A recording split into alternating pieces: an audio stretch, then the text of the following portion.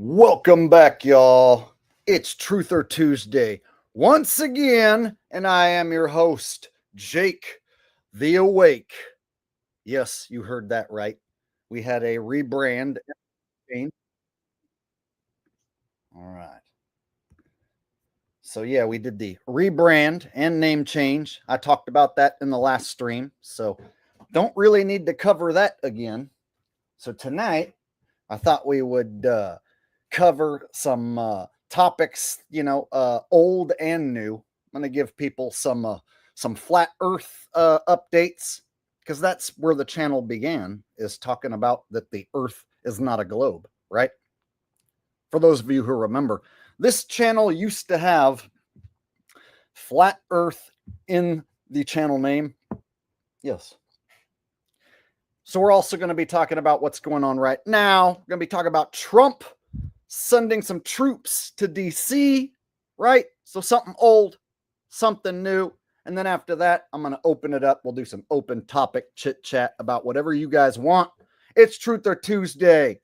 Y'all ready to have some fun tonight? I hope so. All right.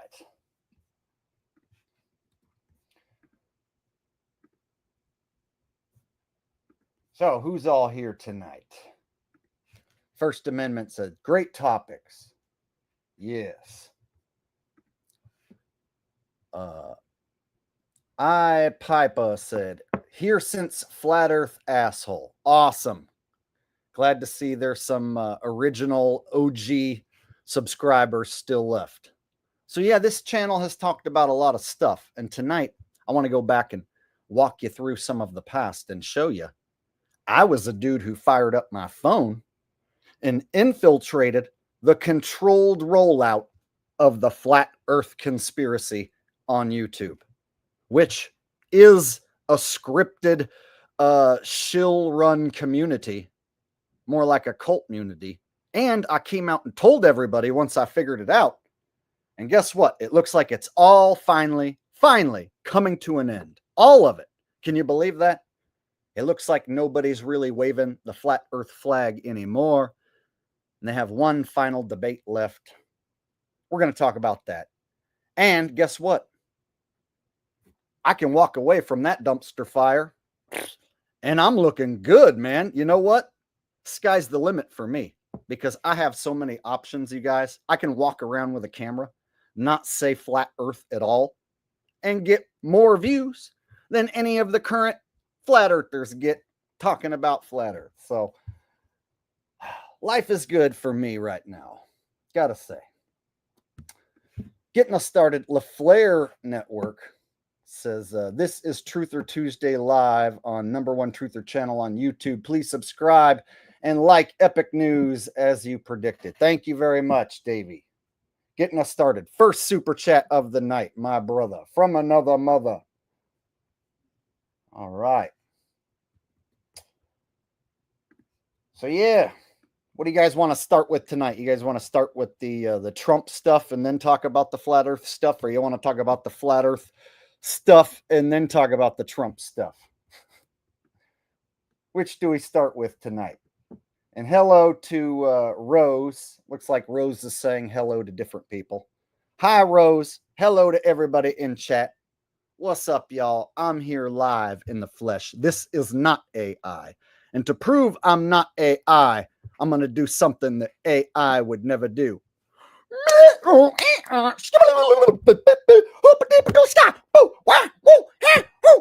not motherfucking AI because AI is gay. What? I am not motherfucking AI because AI is gay. What the fuck did you say? I said AI is gay. See, AI would never do that. That's how you know I'm for real, man. Yeah. And how would that ever be written in any script? That's how you know I'm not reading a script. I'm just some guy making this shit up, man. I'm either some guy making this shit up, or it's like computer code has been programmed into me and it's just happening uncontrollably. That's what is actually happening. here's what's happening. There's like some computer code that has been downloaded into me. And sometimes without thinking, all of this just comes out of my mouth. And I come off looking like some brilliant fucking genius while people throw money at me. And I'm like, how am I doing this? What's going on? Yeah, that's what's going on deep inside. I'm like, how am I even doing this? I'm not even in control here. Who else is accomplishing this brilliant comedy? If it's not me. Just kidding. It's me. That was just a big stupid story. All right. Just to make you guys laugh. All right. Speaking of fun times, Hillbilly Hank here said Jake is the man. How can I be the man if you the man? Well, it's quite easy. Both of us are the men. Yeah. We are both the men, and anyone here who wants to join us can also be part of these men. All right. Hillbilly Hank. I love the name. Almost as much as I like trout fishing at Hood Park. And like I say, one day me and you, bro, need to go trout fishing at Hood Park together and catch a trout. And he wants flat earth stuff first. Whoa, coming in with a super chat donation, a generous one at that, asking for flat earth first.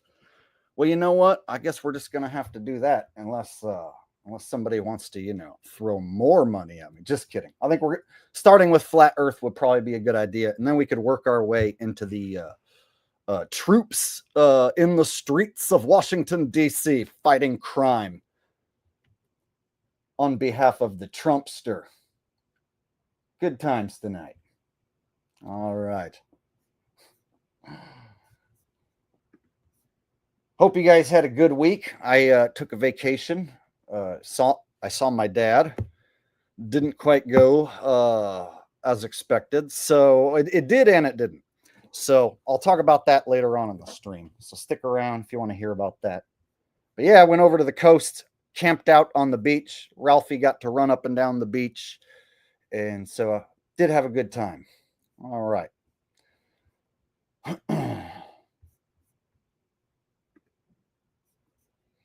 So let's start with Willie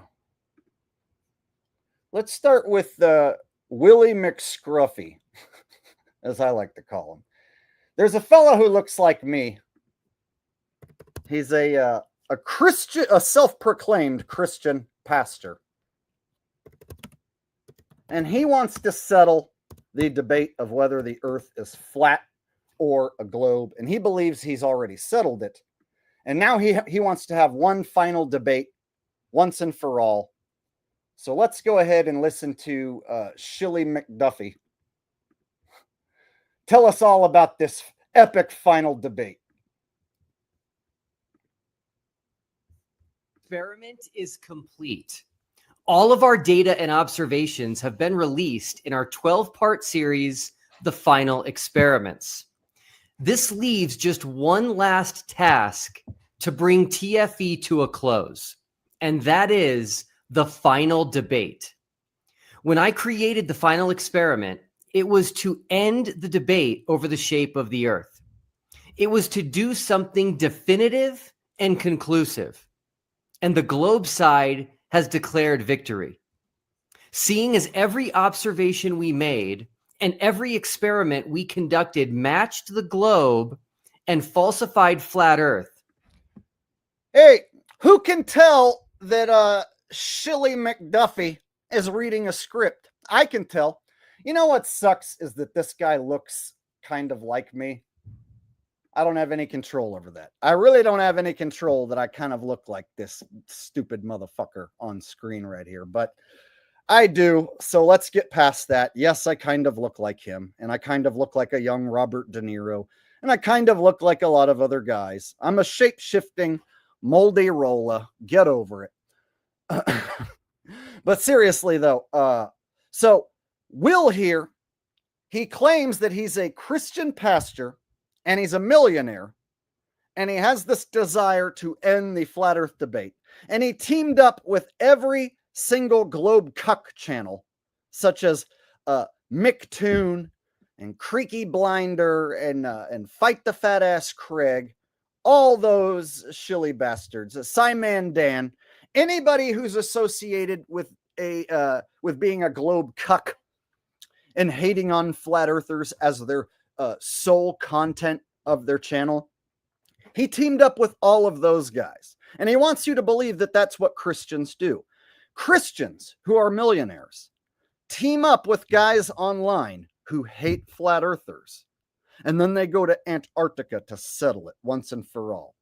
And then after that, they set up a debate to end it once and for all, because that's what a Christian pastor cares most about when he's a millionaire.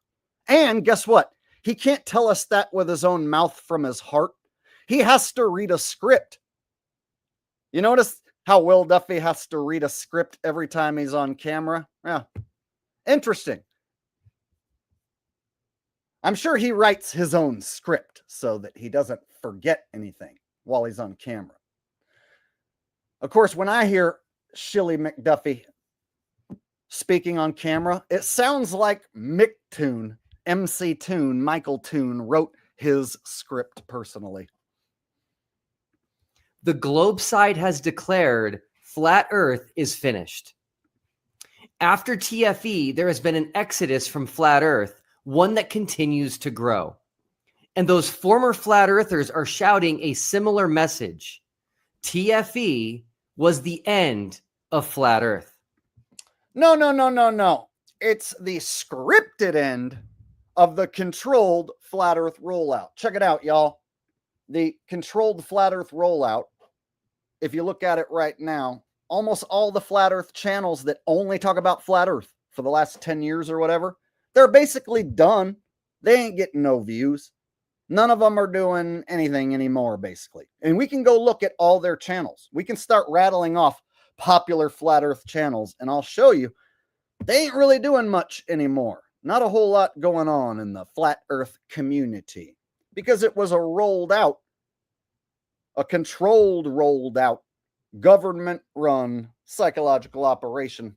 And I was a dude who unknowingly fired up my camera in the living room and infiltrated it and then figured it out and then told everybody. And so now I can see the whole thing's wrapping up, almost like they had a 10-year contract, right? From 2015 to 2025, there's like a 10-year contract. And now it's like all their contracts are up. So they're going to wrap it up, and that'll be the end of the controlled flat Earth rollout, perhaps. And then there won't really be any flat Earth community left. There won't really be anything going on as far as that subject is concerned. It'll be settled in most people's minds one way or the other. So they could have effectively squelched over a course of 10 years, a decade. They could have squelched any actual real waking up of the world to this subject by having all their shills control the content that was coming out for the most part. And then through the documentaries like Behind the Curve and other hit piece documentaries, they all make themselves look like fools. They get thrown under the bus by the professional globe cuck channels as scripted. And so over 10 years, they basically controlled the narrative of flat Earth versus globe through this operation. Huh? And now it looks like it's finally about done. And none of these channels are really doing much anymore. How about that, huh? And guess what? I wasn't a part of their shill crew. So I can stand back and talk about it and then continue on doing whatever I want. And I have the ability to get views without even talking about flat Earth or any of these individuals. So once it's over, I got no problem moving on and putting all these shilly bastards in my rear view mirror. That's what I plan to do.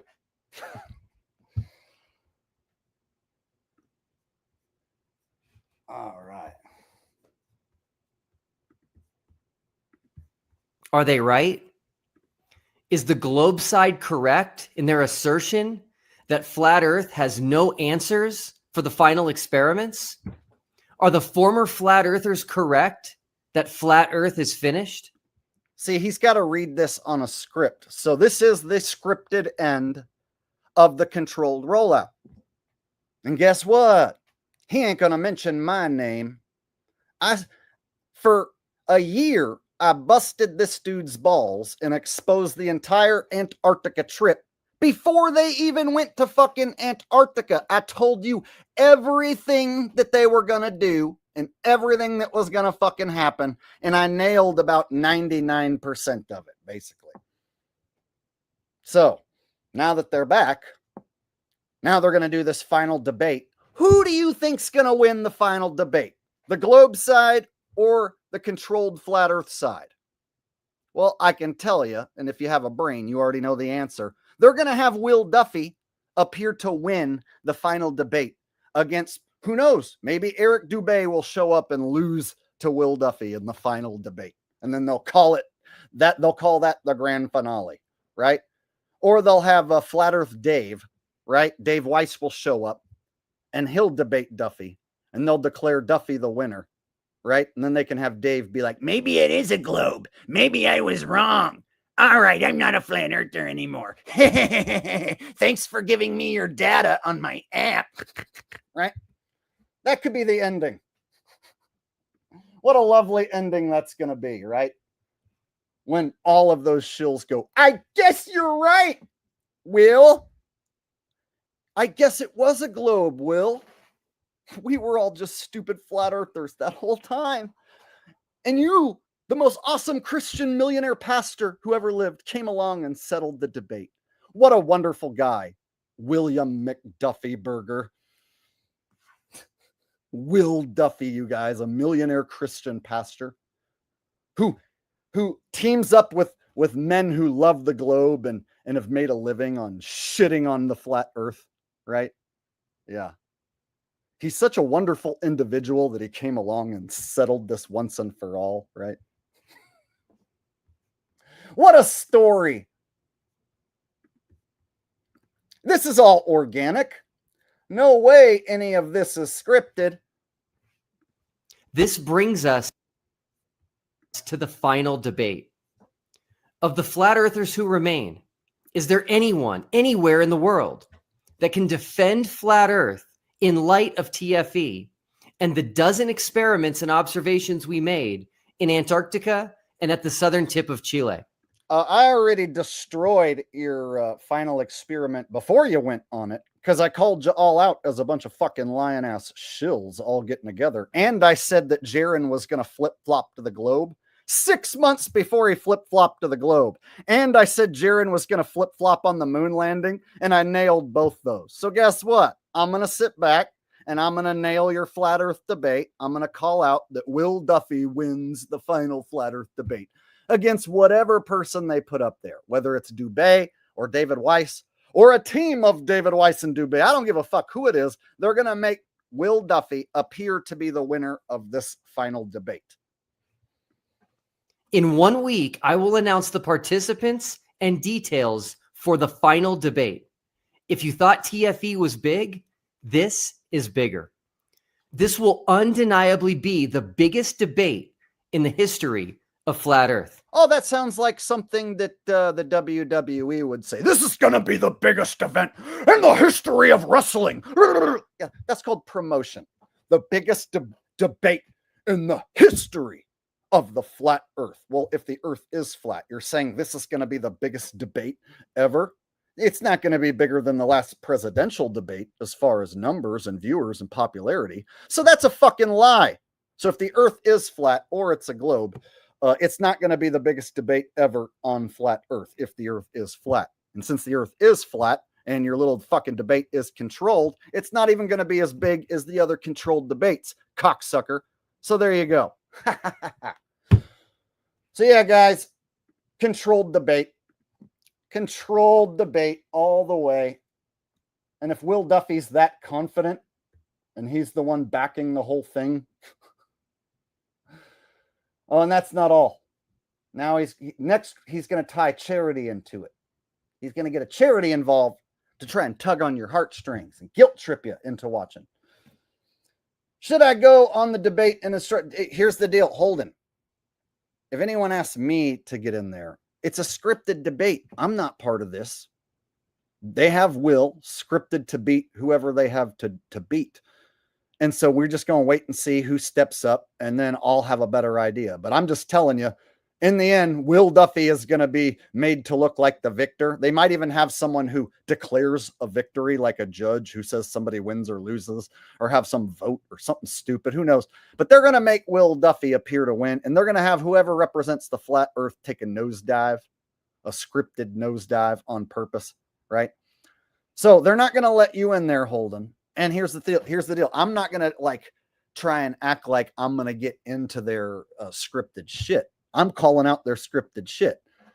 That's like, I'm not going to go get involved in WWE matches, right? So, or I'm not going to run out on the field and interrupt a fucking scripted football game, right? So I'm not trying to involve myself with their shit, because those guys are the controlled rollout, and I'm not with them. I was never with them. I was never part of any controlled rollout. I was a real dude, and I'm still a real dude. So I'm going to be the real dude that calls all this shit out, just like I did before they went to Antarctica. See how that goes? So Holden, you just let Jake the Awake handle business, and you sit back and watch and learn. Okay, buddy? And you stay out of these guys' ways. Here's the deal, Holden. If these shills' contract is about to be up, they might leave me alone and never say my name again and just go away and disappear. And if they do, well, then I'm going to move on too, right? And you know what? I spent a lot of time arguing with motherfuckers in the chat and comment sections and damn sock accounts and bots. And I realized I can't spend time on stupid shit no more, arguing with agents and bots and shills and all this shit. So, hey, if all these motherfuckers' contract is going to end and go away, fine with me. I can move on to other content that's less stressful. And I'll be just fine. You know what I'm saying? So I don't mind if these dudes disappear. I don't mind putting them in my rear view and moving on myself, right?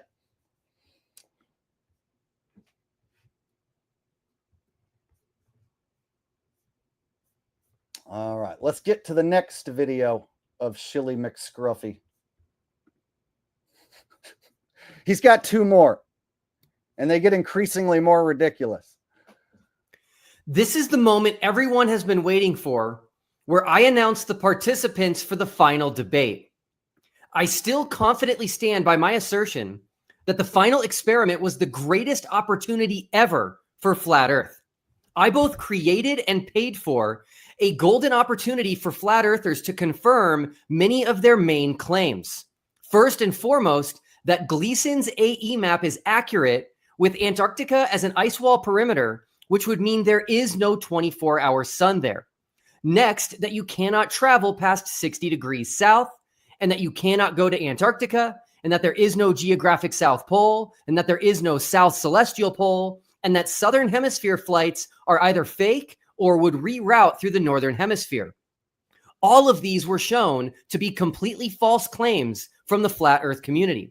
False dichotomy. You have two choices. You have one wrong model that you guys rolled out, and then you have the globe. Both of them are wrong, and then you make the globe appear to have won the false dichotomy. So yeah, if you guys hear something like false dichotomy and you're not quite sure what that means, what they did was they rolled out the AE map with one singular circling sun going around and one moon going around, which is wrong. And I've been saying it's wrong for many years. And so they have a wrong model, and they put that up against the globe, and then they go to Antarctica, and then they say they see the sun do a 360. Now, whether they faked it or whether they saw it, they were going to come back and say that they saw it, whether they faked it or whether they actually did see it. So I was prepared for either or, right? And there's some stuff that they did that seems pretty shady. Makes me wonder if it was faked. I can't say exactly how they did it for sure. There's rumors of them using a big studio, like a big green screen studio. And there's rumors that part of it was shot in Antarctica, but then another part of it was shot in a studio. And rather than go back over all that, I just look at the fact that it's a bunch of damn shills and liars involved. So you can't trust these motherfuckers from the get-go. And I knew that Jaron was going to flip-flop in this guy's experiment from the get-go. So I can already see where this one's going. Will Duffy comes out on top of the final Flat Earth debate, and then they throw the Flat Earthers under the rug, sweep them away, and say, that's it, it's settled. Right? And anytime anyone brings it up, they'll be like, oh yeah, that got settled by that pastor guy. Every single one was clearly and demonstrably false. This has led to a very significant exodus from Flat Earth, starting with Jaron Campanella of the YouTube channel Jaronism. Jaron went with us to Antarctica and saw the 24-hour sun circle him day after day after day while in Antarctica.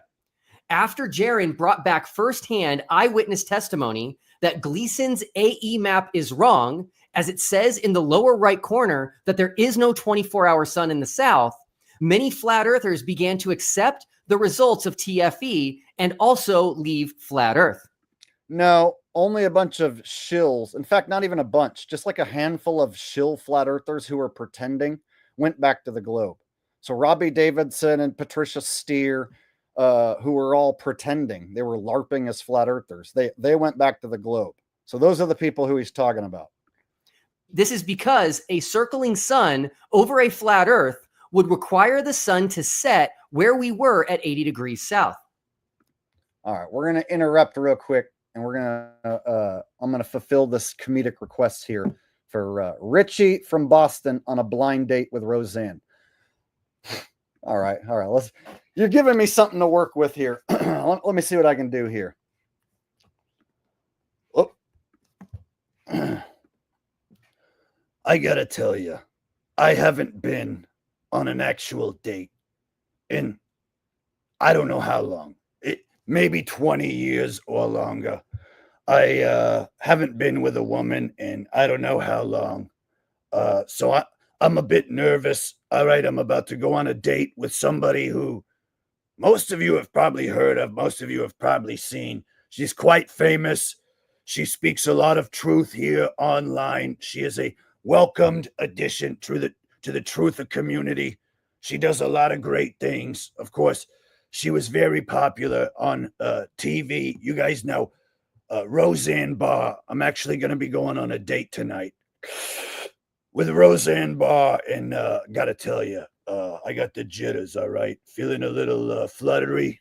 You know, I haven't felt like this in years, but it's a good thing. So I'm about to go meet her right now. Hello, Earthlings. I'm about to go on a date with Richie from Boston. He also believes in the Anunnaki and the Nephilim. So we're going to be talking about a lot of fun stuff while we're out on our date. We talked on the phone for a couple of hours. He sounds like a really nice guy. And so I thought we could stop the fucking commies from trying to take over MAGA. And I thought we could go hang out, and I could smoke cigarettes and he could smoke his vaporized Bible juice. And he seems like a nice guy. So I'm excited to finally hang out with a man who's like awake and stuff about what's going on in the world.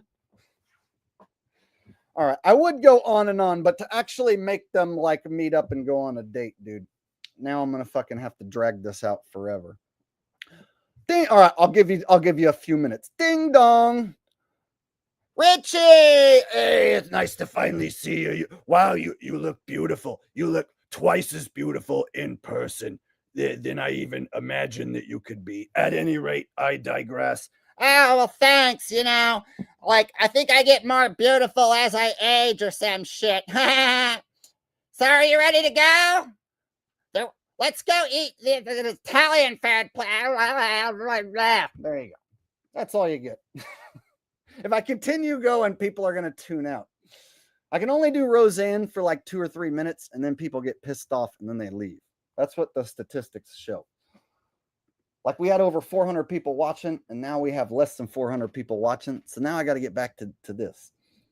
Despite this, many flat earthers are still hanging on to their flat earth ideology. Despite every single prediction failing that they made concerning our trip to Antarctica and the southern tip of Chile, they are still holding on to their flat earth beliefs. Why? Well, your guess is as good as mine. But one thing is for sure. The flat Earth community as a whole has been remarkably silent concerning all the data we brought back from our firsthand observations and experiments. So this has led to the general consensus by not only those who debate flat Earth, but also the general public that TFE has confirmed the globe and falsified flat Earth. Yeah, but it was a false dichotomy. So you had a wrong model with the AE map and a circling sun and a circling moon, which was already proven wrong before you went. And you had a bunch of pretend flat earthers and a bunch of globe cucks who are all biased. And then you went to a spot where you knew you were going to confirm your globe side. And so, yeah, you set up a false dichotomy, and then you had the globe side appear to win against the fraudulent model that you rolled out. Yeah, congratulations, Shilly McDuffie. Game over.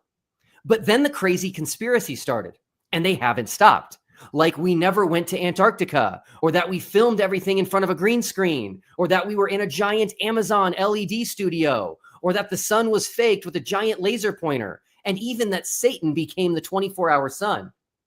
And a lot of those ridiculous arguments were rolled out by the fake flat earthers, right? So they can have a shill Christian flat earther say, oh, they had Satan become the sun. And then they can have the globe cucks be like, these dumb flat earthers are so delusional. They think Satan became the sun. Aren't they cuckoo? Right? Meanwhile, I'm the one standing back like, oh my God, these actors are terrible on both sides. So this is basically like professional wrestling, where you have globe professional wrestler and flat earth professional wrestler in a fake fight. Then they started saying Jaron is a shill. Flat earthers are even now saying Austin Jaron is a shill. Whitsitt is a shill. Austin Whitsitt is a shill. So remaining flat earthers, I present to you the final debate. No one in the world, and I mean no one, takes you seriously when you say we didn't go to Antarctica, or that the sun was faked, or that the flat earthers on the trip are shills. Oh, really? My audience here takes me serious. I convinced quite a few people that Jaron is a fucking no good lying shill. And guess what? His channel has crapped out, and he's already announced that he's going away soon.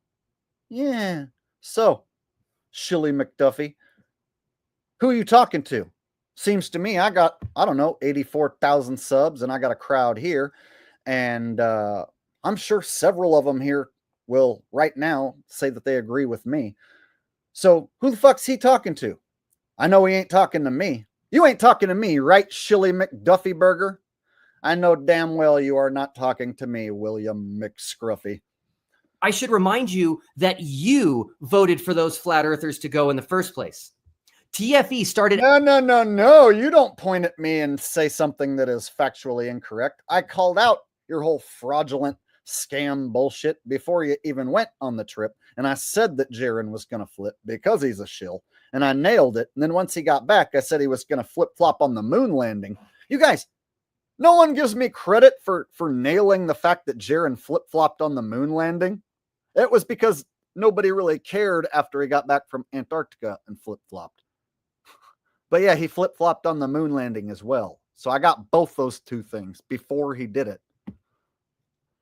So what are the chances that I know that Will Scruffy here is going to appear to win the final flat earth versus globe debate that he's pumping? What are the chances he's going to win? That you voted for those flat earthers to go in the first place. TFE started as the biggest opportunity in the history of flat earth and became the biggest loss. Oh, well, it's the biggest opportunity in the history of flat earth. See, this is all shit that he's saying about his own shit. And he's got to read this off of a script. So someone else had to write this shit for him to tell us about how it was the biggest opportunity here on our earth that we stand on. You guys, I guess we all missed our biggest opportunity that William McScruffy offered us. Aren't you guys sad that you missed the biggest opportunity on flat earth? In the history of flat earth. And the loss was more than just getting every single prediction wrong. The loss was quite real in terms of flat earthers leaving flat Earth. Yes, Jaron came back from Antarctica, said he believes in a globe, and then over the course of a month or two, he flip-flopped on the moon landing. And I called it out months in advance that he was going to flip-flop on the moon landing. He was planting seeds that maybe he's going to go back and look at the evidence of the moon landing to make sure that we really didn't go.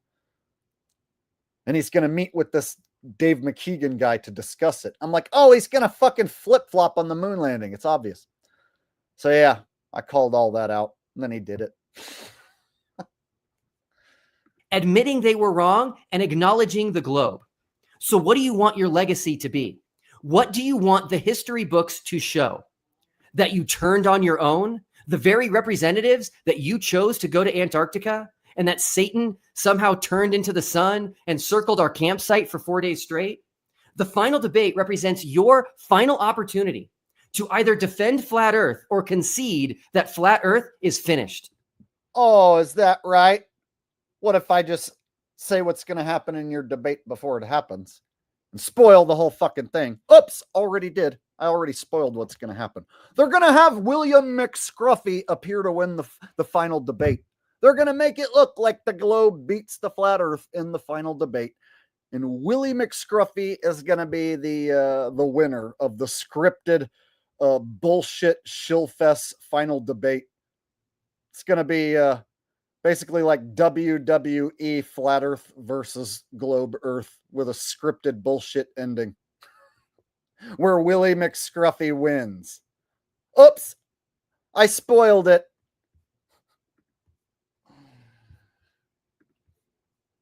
All right. Pennywise exposing that the Earth is flat. Interesting. Hey, Willie. Would you like a balloon? Willie, we both know a balloon is round. And Willie likes things that are round. And do you know what a balloon does, Willie? It floats down here, Willie. Would you like to come down here with me, Pennywise, the dancing clown? You can hang out with me, Willie. They all float down here. The balloons float down here. Balls and spheres are floating down here. Willie McScruffy. Whoa, that was evil. I'm sorry. And one ballers wanted me to be an evil clown, and I channeled some evil clown energy. Started to make me actually feel like I truly was an evil clown for a few seconds, which is scary. So I had to stop. All right. All right. So now we know each other. All right. As I said in the previous video, the final debate is undeniably the biggest debate in the history of flat Earth. So who is left that can actually defend flat Earth against the globe? Who remains that actually has answers for the final experiment? Well, you won't be able to call the flat earthers shills this time, and you won't be able to make up crazy conspiracies again either. Yeah, I don't have to do all that. I'm just going to call out the fact that you, Shilly McDuffie, are reading a script that you did not write yourself. You are an actor playing your role as the guy who's going to be the scripted winner of the final debate, which you are the face of. And I know for a fact you're not going to lose the final debate because you are the face of the final debate. So you're basically just promoting yourself right now. So I have almost a 100% chance of being right here because what are the chances Shilly McDuffie's going to go on camera and lose the final debate after he promotes it this much, right? Pretty obvious to see where this is going. All right. So we got a request for me to do Trump singing one of Elvis's songs. Well, 1 for the money, 2 for the show, 3 to get ready and go, cat, go, but don't you Step on my blue suede shoes. I got these shoes from China now. What you gonna do? Well, 1 for the money, 2 for the show, 3 to get ready. Now go, Trump, go, and don't you go to the YMCA, because the YMCA is where I go to be gay. Hey, there you go. There you go. You ain't nothing but a hound dog, crying all the time, quite frankly. You ain't nothing but a hound dog, that's right, and you're crying all the time. Well, you never caught a rabbit, and you ain't no friend of mine. There you go. There you go. Wasn't that stupid? There you go. Some people think that Trump was Elvis. There's some interesting similarities between the two and crossover between the two, but I just can't quite make that jump that Elvis became Trump. Plus, there's a lot of body double Trumps and AI Trumps now that you can't really think that there's one Elvis and one Trump and that they're the same guy, right? Anymore.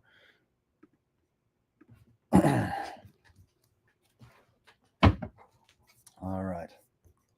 Shing. So yeah, guys, with talents like this, you think it's over for me now that the flat earth topic has been thrown under the bus in scripted fashion?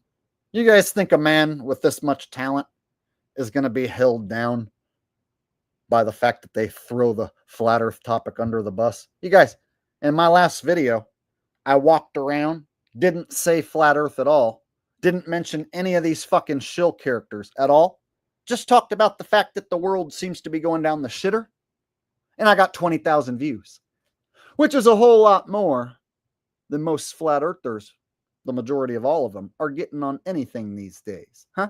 So I can walk around and talk about whatever, and I'll be just damn fine. I don't need to cling to this topic. So if they want to flush this topic down the toilet, okay, do it. I know what happened. This channel's not fucking a shill. This is not a shill channel. So that means I get to move on and do whatever I want, just like I've been doing whatever I want. So the shill channels that only talked about flat earth, yeah, they're dead. Dead in the water. But I talked about football being fake. I talked about Trump being a character on the world stage. And I broke down numerous psyops from every damn angle, right? So I've covered so much stuff. I'm not married to the flat earth topic. So if they want to put a scripted end to it, whatever. I got plenty of other shit to move on and talk about, right? Whereas the channels that are married to the topic, Flat Earth Dave, Eric Dubé, are they going to move on and talk about other stuff? Or are they dead in the water? Well, being those guys are both shills, possibly their contract ends and they might just dis-a-fucking-peer. Meanwhile, I'm going to keep kicking ass. So for me, it's like the sky's the limit for this channel. In fact, I think within the next 2 months, 3 months, I'm going to hit 100,000 subscribers. And I set my channel up to where it doesn't have a cuss word in it anymore. So if anyone who's human takes a look at my channel, it won't say Jake the asshole and set off a bunch of alarm whistles. So I could maybe roll past 100,000 and who knows what happens after that.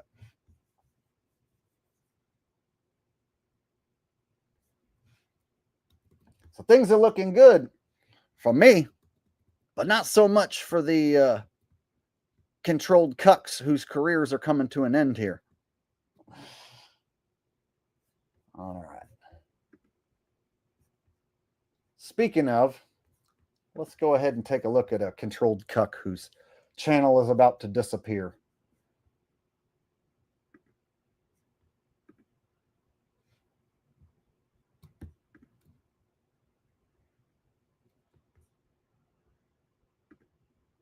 Good. I was kind of bummed hearing this was going to be the last.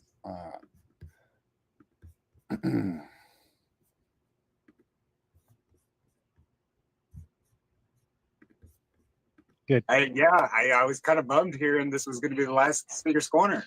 Yeah, I mean, there's just not enough people watching anymore. In fact, the channel's probably going to go away pretty soon. Na na na na na na na na.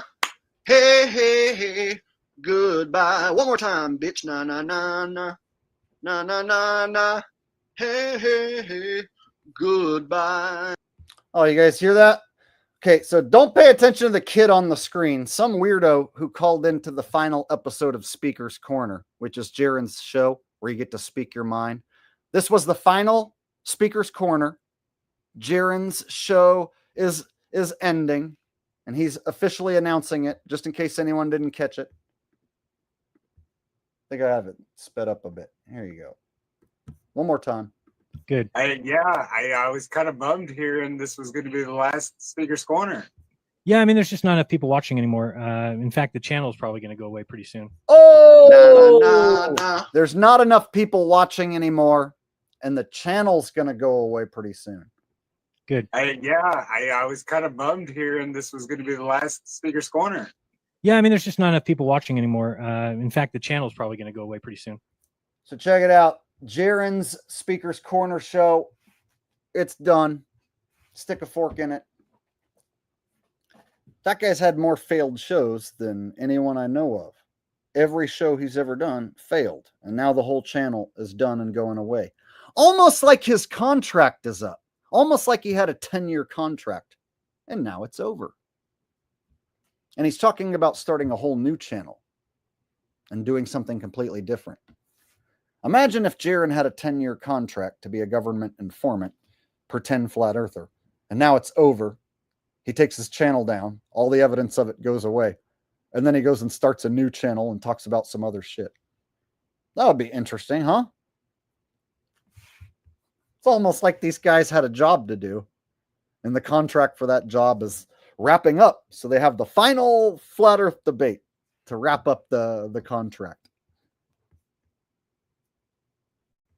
Now, anyone who's been following along over the years with the controlled flat earth rollout, you know what I'm telling you is some insider truth. Anyone who's new to the subject will be like, this guy thinks the earth is flat. He must be crazy. Right? So there's probably a mix of people here. So if you just joined my channel like last week, you'll be confused by all of this. But for those of you who've been around since 2016 with me, or, 17, 18, 19, 20, back in them days, then you guys know my run-ins with all these characters. So check it out. It looks like these characters are finished. All right.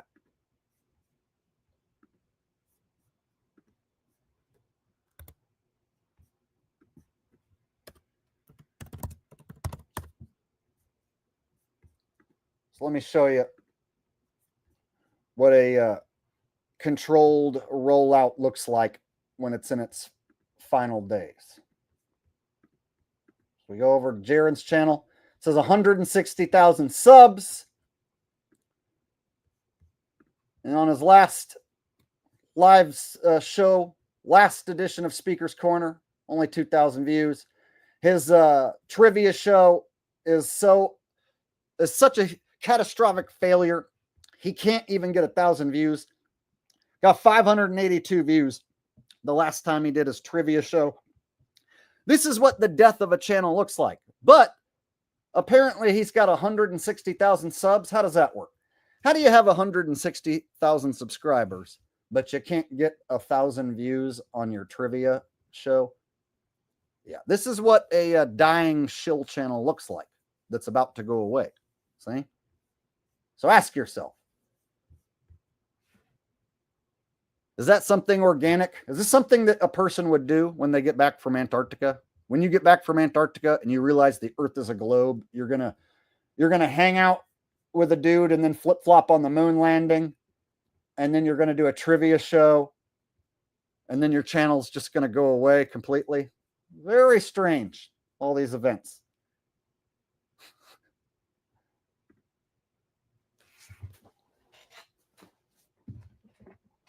All right.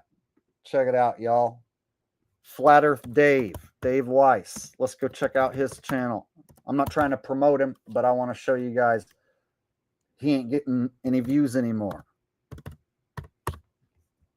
You never see him. You don't see him on Roseanne and Alex Jones anymore. One sec.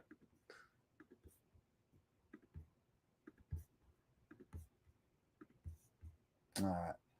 No one went to the moon.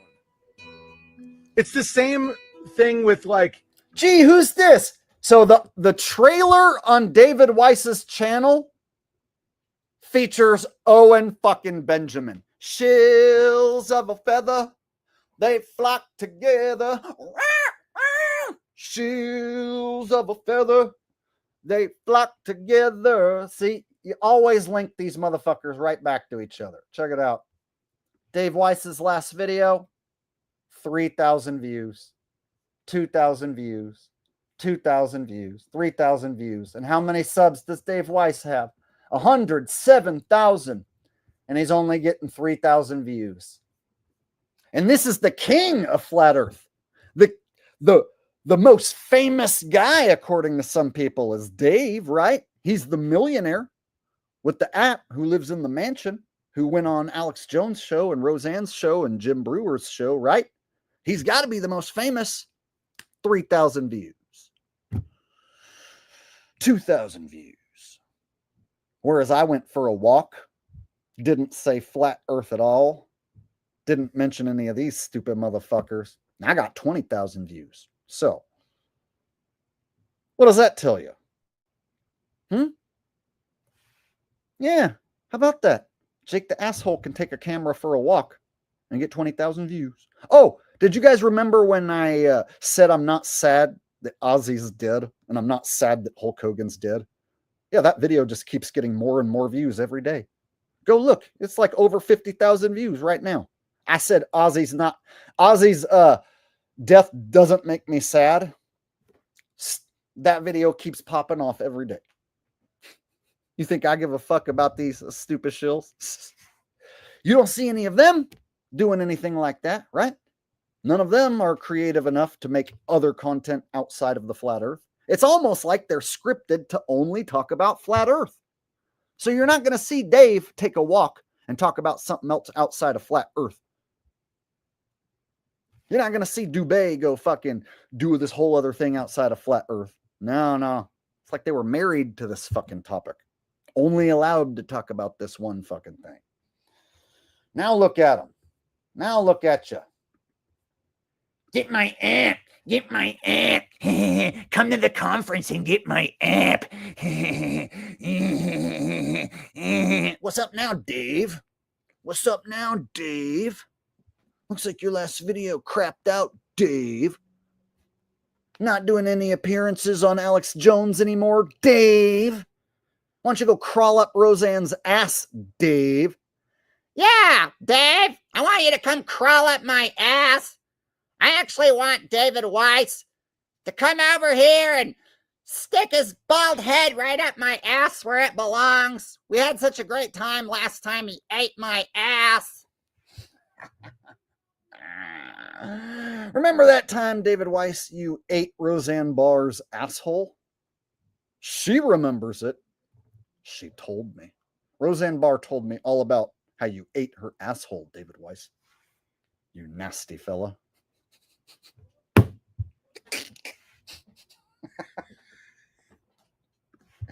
And you guys know this is a comedy show. So nobody can come along and sue me or anything. This is all for fun and entertainment, just to make you laugh. These are all jokes that I'm telling. Jordan says, have you ever been in a fight? Did you win? Yes. And yes. I've been in fights where there's a referee and I have gloves on. And I've won and I've lost. I lost a split decision boxing match one time where I fought my ass off, but a better trained kid just threw a few more punches and landed enough to convince the fucking judges that he won. And so I lost a split decision fight in front of people in a boxing ring, in front of my family and shit. And it sucks. And I beat a kid up one time in a boxing ring in front of everybody, and he started crying within seconds. And I have that one on video, and I've even shown it to people. So I know what it's like to beat up another person in front of your family, and I know what it's like to fight your ass off and lose a close match. And I've been in some street fights where there ain't no ref and there ain't no gloves. But I've never lost one of those. All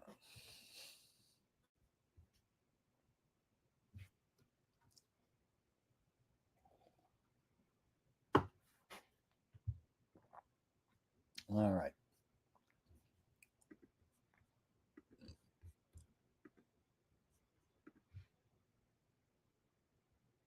Oh, looks like Davey sent a super chat that I missed. My bad, Davey. Let me go back and get your super chat.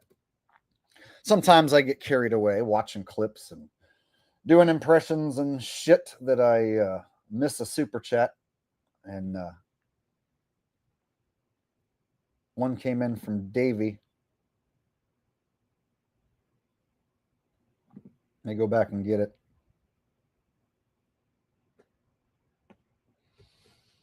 There it is. And he says, music to my ears, likes up drive. Good idea. Let's do a get the likes up drive. Let's get David White up the screen. Get rid of him. How many likes do I got right now on my end? 191. Let's get to 250 likes. Hook a brother up with a like right now. If you're watching right now, it only takes a second. Hit the like button. We're just getting started. Still got Trump sending troops to DC and all that jazz. Hook a brother up with a like if you're having fun.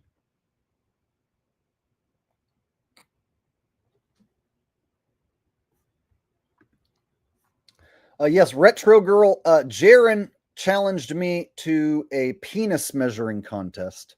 And when I declined, he went to the Merced County Courthouse and he tried to file an actual restraining order against me. It was thrown out. But still, yeah. He challenged me to a penis measuring contest on YouTube, and the loser has to leave YouTube. And when I'm like, dude, no, I'm never going to do something gay like that. No, thank you. He went to the local courthouse in his town and tried to file an actual restraining order against me. He needed protective care from police, from me, the guy who didn't want my penis measured by him. Because I declined a penis measuring contest, he thought it was okay to abuse the legal system to harass me. Pretty fucked up, huh? Yeah.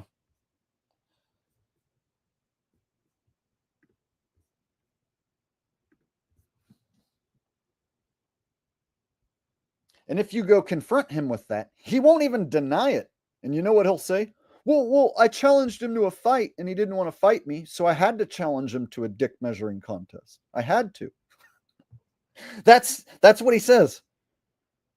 Since he wanted to fight me, and I didn't trust that he would fight me like a man, one-on-one, because he's a fucking lying government agent, so I know I can't trust him to fight like a man, fair and square.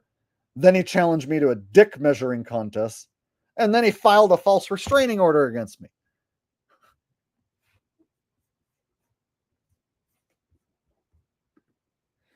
All right. Wonder how many likes that got me telling that story. I'm up to 236 likes. 14 more likes. We're going to hit 250, and then we'll get back to the expose of the controlled end, scripted end of the Flat Earth rollout.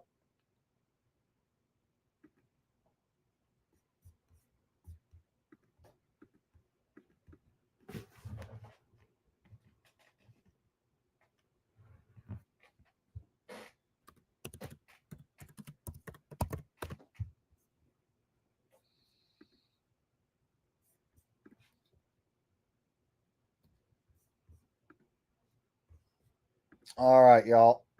How many people woke up to the flat earth because of this guy?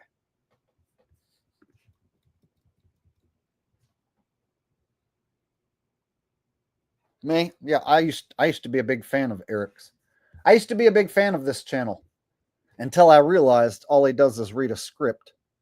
He never goes live and talks to his audience. He never does any flat earth activism out on the streets. He never debates anyone. All he does is just read a script. And then one day he went as far as to call me a shill and dress up and imitate me. Tried to put me in the same camp with Mark Sargent and Jaron. A man who pushes eating one vegan meal a day. Yep, where's he at now? Spiritual Stockholm, 11,000 views. Look at this. Video game activism, 8,000 views. I need your help. Uh-oh. Eric needs your help. Looks like his channel's not doing as good as it used to. So here's a guy who's got 226,000 subs. Last video, 11K. His last video with Flat Earth. About Flat Earth. Not doing so great. So, where's he? How come he never went live ever? Like I've been doing for years. He just never wanted to, Jake.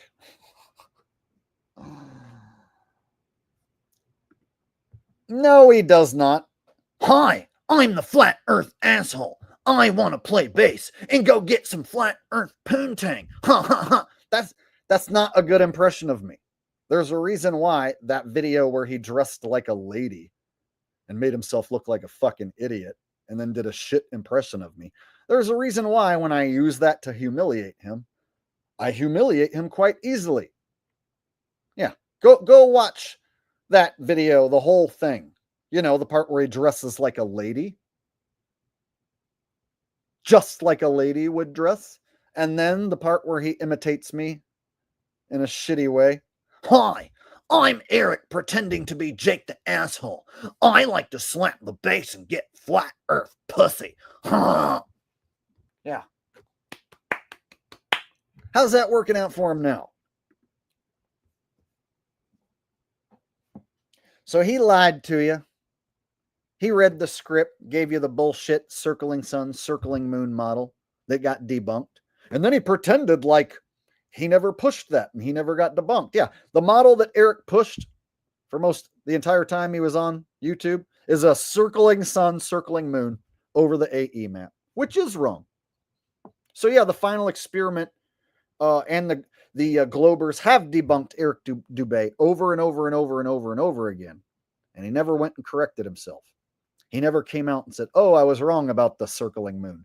Oh, I was wrong about the circling sun. Never came out and admitted he was wrong about that. Still sticks with it, apparently. The flat earth is the most important thing in my life. And right now, I have trouble getting views talking about the flat earth because it's coming to a scripted end after Willie McScruffy wins the final debate. I'm going to show up to the final debate, and I'm going to represent the flat earth, and I'm going to lose to Shilly McDuffie, and that is going to be the end of the flat earth. And with my final breath, I'm going to declare that I now believe in a globe. Yes, Eric Dubé was wrong about the flat earth all along. And in my next book, I'm going to tell the world about how I now believe the earth is a globe. Oh, that would suck if that's how it ends, huh? Right?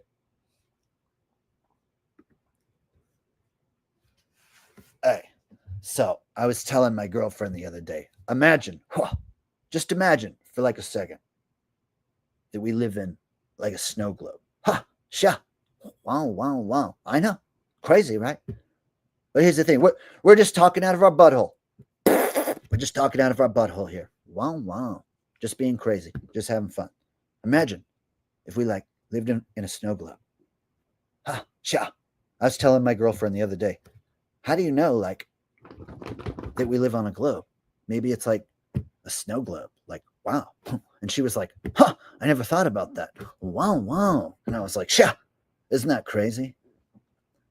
I live in my mom's house because she's dead. I'm 35 and I make 6 figures. I make good money, but this house costs a lot of money. So I got to make 2 videos every day on both my channels, showing you what other people are talking about on the internet. There you go.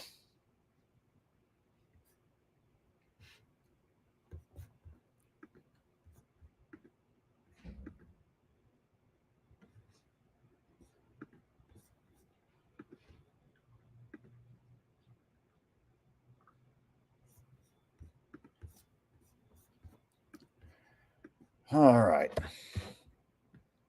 Who else is out there talking about flat Earth anymore, right?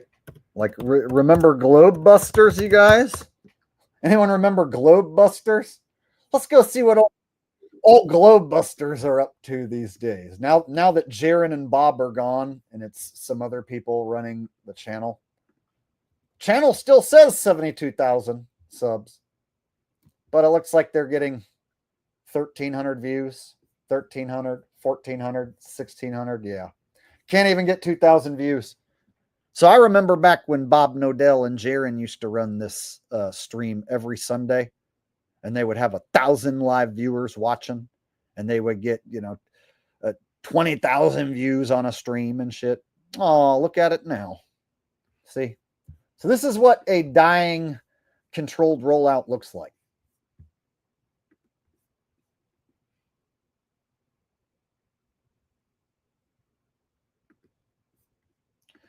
Fittest Flat Earther is a fucking shill, and he mixes a little bit of truth about how there's actors playing the role of multiple people.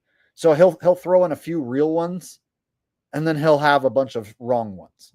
So all you got to do is like throw out how an actor is playing a multiple role, and you can throw out an actual good example, like Robin Williams possibly playing the role of the president of Argentina. And that one, I believe, actually has some validity to it. And then you mix that with like David Blaine is Prince, and then it becomes fucking ridiculous. You know what I'm saying?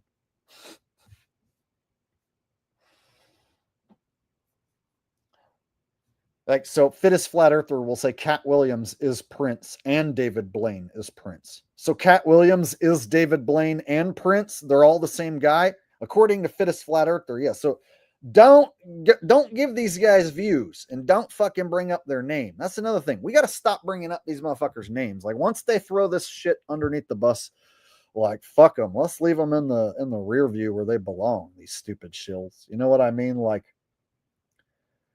just bringing them up anymore. It's this motherfucking Fittest Flat Earther. People bring him up in my damn stream almost every week, and I tell you every week, yeah, he's a fucking lying shill.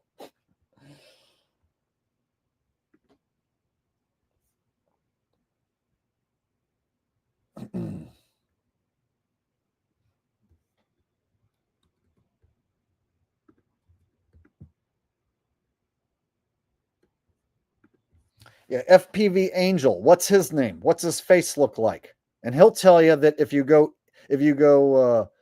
keep going west, you're going to get to some new land, right? So he says it's a Mercator map. And so if you ask him about a transcontinental cruise, he'll fucking attack you. Go look up transcontinental cruises from California and Oregon and Washington to like Australia and Japan, and look at some of the options for transcontinental cruises, and then call up some of them, and then go tell FPV Angel that you checked into transcontinental cruises that appear to go from California to Japan. And he'll say, those are websites. You can't trust the websites. So according to FPV Angel, there's no such thing as a transcontinental cruise, and all the websites are lying. And no boats go west from California and end up in Japan or Australia. It's a pretty tall claim for a guy who doesn't show his face or give his name, right?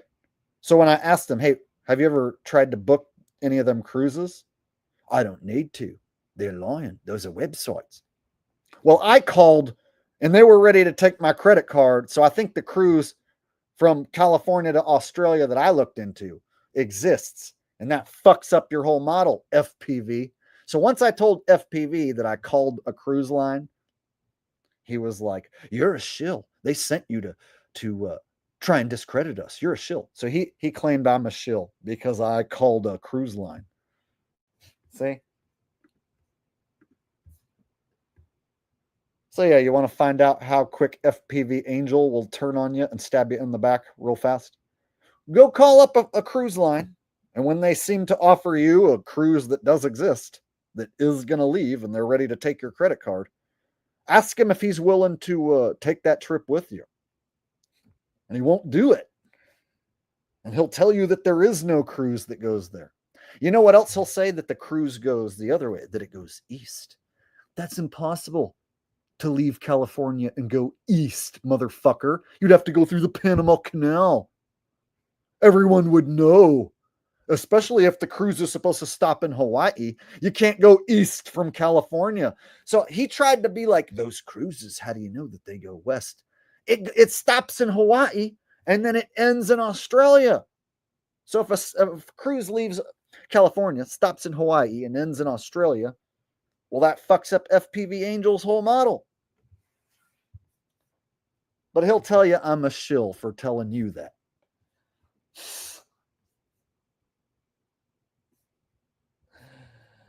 All right.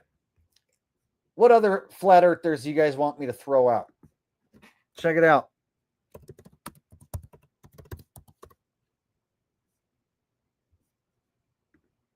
So some people are dumb enough to watch Slow Bro Sanchez. Yo, I think Jake is a shield. I think Jake be a shield and shit, man. Sometime I be thinking stuff, and I be talking about the flat earth in my bathroom, talking about this and that with the flat earths, right? So this guy right here has hung out with Jaren, hung out with all these shills on camera.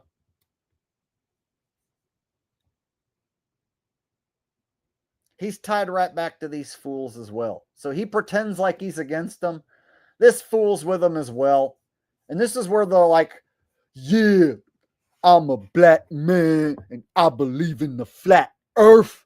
So I'm going to go watch Bro Sanchez. Know what I'm saying? Yeah, so if you're like a hoodlum gangsta flat earther, then you go over and you listen to that stupid motherfucker.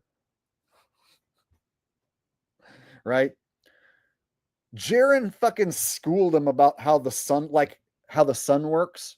So he was hanging out with Jaren, and Slow Bro Sanchez doesn't even know how the sun fucking works on his own flat earth model. Maybe there's a second sun coming from another earth across the ice wall. Yo, Jaren, let me speak on this, Jaren.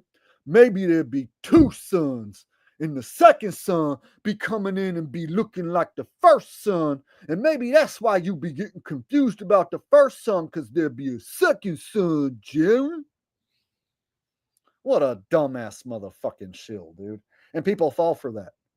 Yo, Jake, why don't you go over there and debate Slow Mo Bro? It's because I'm too smart to waste my fucking time.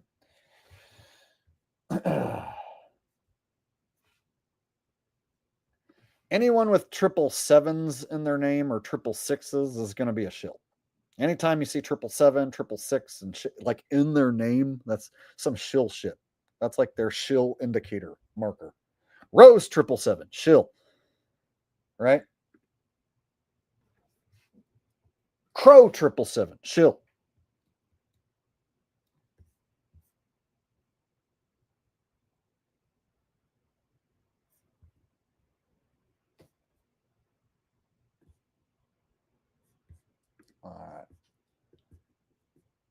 All right. Well, who else? Mark Sargent. Mark Sargent. What's Mark Sargent doing these days? Let's check and see what Mark Sargent's channel looks like in 2025. 106,000 subscribers, more subscribers than me. Oh, look, his last video got 200 views. A flat earth meetup in Minnesota. Who the fuck's going to flat earth meetups that are being promoted by Mark Sargent in the year 2025? 147 views. Flat earth meetup, Missouri. Who the fuck is showing up to these? Flat earth meetup, 136 views. So all he does is promote flat earth meetups and he gets 200 views or less? What the fuck even is this, dude? This is what you do with a channel with over 100,000 subs? You promote flat earth meetups? Is this what a non-shill does? Is this what a real man does? Is this what an organic truther who believes in the flat earth does? Or is this something that a dying shill channel would do? Yeah, in a scripted rollout that's getting ready to be swept under the rug in scripted fashion, this is what it looks like when one of the founding fathers of the flat earth is in the dying days, right? What the fuck even is this? You can look at his last 10 videos and I demolished this dude with one upload, right? All right, let's look at his live streams. Strange World. Oh, look, you guys. There's people that are 5 people waiting to watch him tonight. His last stream got 3,600. So he's getting like 3,000 people, 3,000, 4,000 views. Okay. Mark Sargent and Kieran B. I'm sure they're having a wonderful pattern. Powerful flat earth army. DJ's got it. Peanut, I'm pretty sure, has it. Lots of people in chat have it. Why haven't you gotten it? Be like the others. Be like the cool kids, like us. Yeah, this is the founding father of flat earth right here. This is what he does. He runs a show where they don't talk about any truth or any flat earth. It's like basically like a time-wasting fucking abomination. Seriously, like if we watch a minute of this, all of us are going to be a little more retarded. But just to prove that I'm not fucking around, that I'm not over-exaggerating, I'm going to make us just slightly more retarded just for like a minute. Why not? We're doing it. You should do it too. Oh, so sleepy. And because it's 10 p.m. on the East Coast, it's time to say goodnight to one of our listeners, Paige. She's just put on her 1973 Butch Cassidy and the Sundance Kids pajamas. I never watched that. I don't know if Peanut did either. I'm going to have to look at the intro on that one. I got a cup of cocoa with exactly 6 tiny marshmallows, and we'll probably listen to the playback in the morning. Good night, Paige. Good night, Paige. Shout outs, obviously, to Flat Earther Stephen Carpenter, the Deftones. Check him out on Be Real TV. That's the YouTube channel. B-R. So there you go, guys. That's what Marky's up to. Who in the flying fuck is watching that in 2025? Right? Like the only reason I watched that was just to show you guys how ridiculous that is. So that's one of the main guys who started Flat Earth. So you got Jaron, Mark Sargent, Eric Dubé, and Dave Weiss. And I just showed you. All their channels are basically dead in the water. Eric Dubé's still getting a little bit of views. But all those other channels appear to be like dead in the water, man.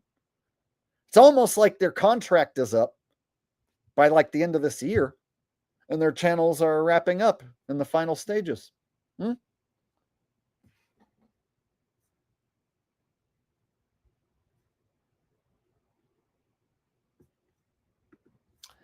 I don't pay attention to Nick Fuentes because those are just like right-winger actors on the world stage. I don't care about Candace Owens or Nick Fuentes or any.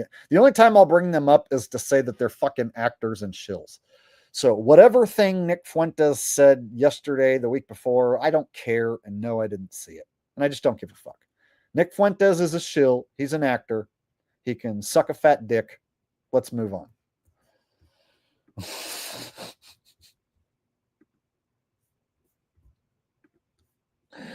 All right. So what I was getting at was the founding channels Oh, there's one more channel I almost forgot to show you guys. It used to be huge, not so much anymore. One more channel that was one of the founding Flat Earth channels.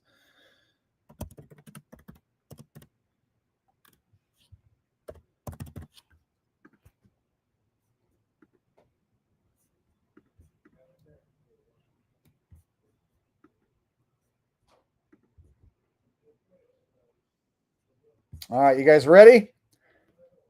Math Boylan, Matthew Powerland, the NASA channel, used to be huge. And now he can't get a single person to watch him.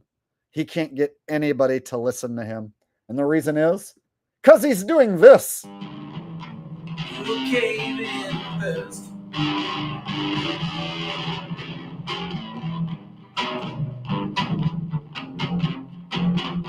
It costs you money.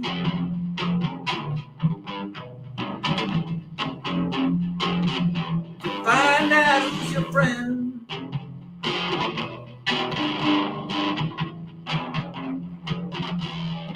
It costs a lot of money.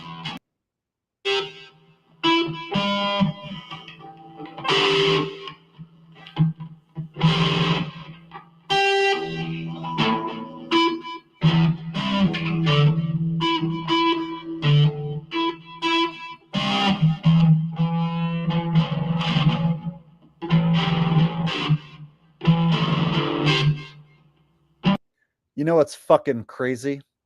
Eric Dubé and this guy on screen used to be my two favorite YouTube channels back in 2015.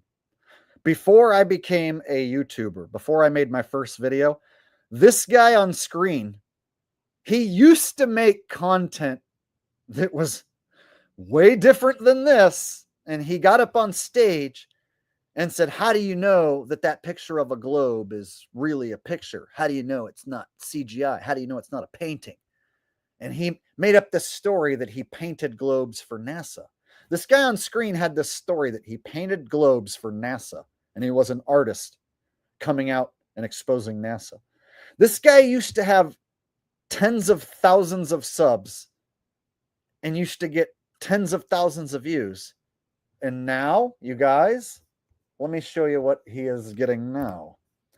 182 views. And he turns off the comments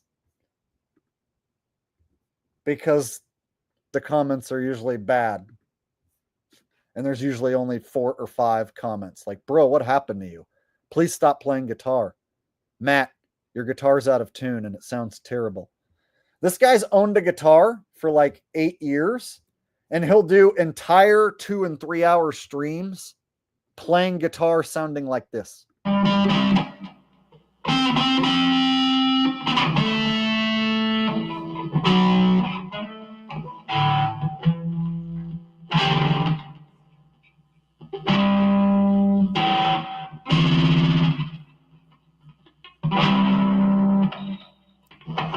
Yeah, that's photo or painting Matt. For those of you who are around for photo or painting, for those of you who remember, I met Matt. So I used to think Matt and Eric were cool dudes talking about flat Earth. Come to find out, both of them frauds. Fucking frauds, man. You know when they say you don't want to meet your heroes? Holy shit. So yeah, I learned that the men I used to follow back in 2015, well, now in 2025, look at them now. Holy shit.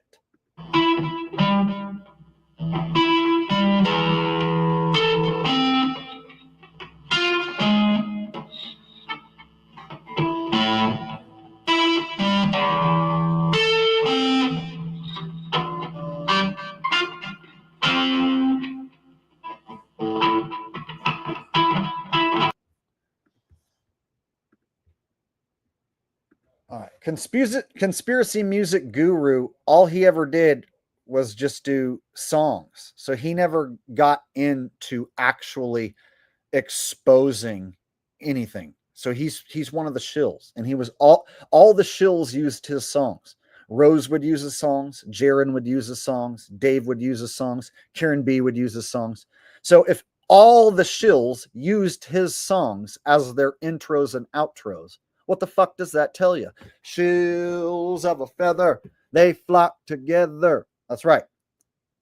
So he was the Flat Earth shill musician to get you to not pay attention to me, because I was the real musician. And when I came out and I did Scott Kelly's A Fucking Liar, No Satellites in Space, they were like, oh shit, his music's good and he'll take over the whole damn flat earth thing. He'll overshadow all of our shills. So they had to get these other guys to kind of like come out and make music. And that was mainly like a guy they had who had polished music. He had a good voice. He had a good sound. So he could make this music and videos. So if you looked up flat earth and music, you'd find him instead of me. Makes sense now.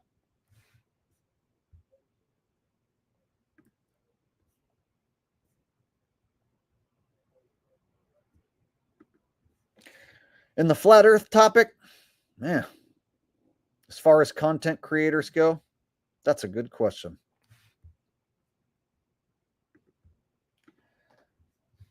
Skiba got to have a scripted death.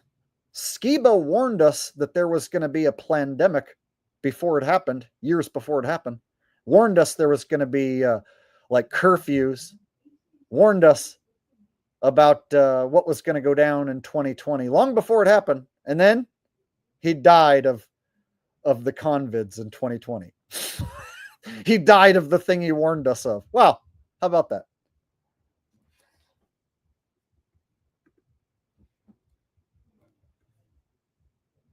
Oh yeah, there was a few different supposed flat earthers that died of the convids. Flat Earth Mac Parhar. Yeah.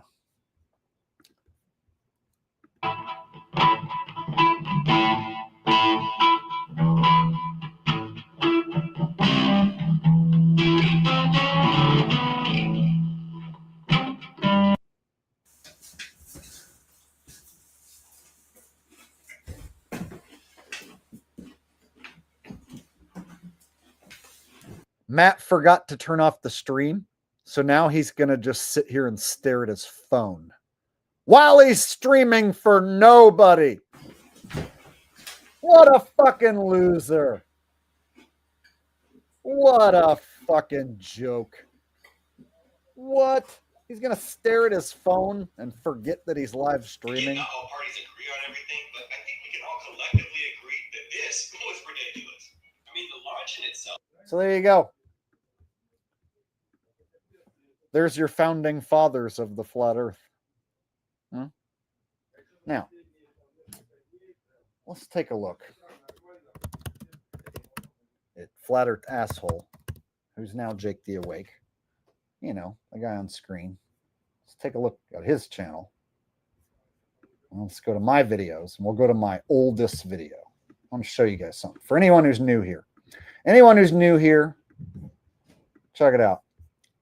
I was the Flat Earth Asshole. Flat Earth Popular Questions back in January of 2016 was my first video. My first video is not like any of the other Flat Earther videos. I didn't sound or look or act like any of the other guys. I was doing my own thing. Now, I had my influences. I had Matt and Eric as an influence. But my first video, I filmed with an iPhone and edited myself on my iPhone that I filmed it on. And here it is. Hello, how's it going? I'd like to address what I like to think are two of the most popular questions in the flat earth world. And so just the way I start the video, you guys, I had never made a video like this before. I'd never edited a video. So of course it looks like a fucking beginner and I sound like a beginner. I had no idea I would be sitting here 10 years from now, a pro YouTuber. I saw Matt's videos and I saw Eric Dubé's videos, and I wanted to make my own. And so I fired up a fucking camera on my phone in the living room, and here I am. This is what it looked like. See, like I left that in. I didn't even have the wherewithal to edit out that beginning.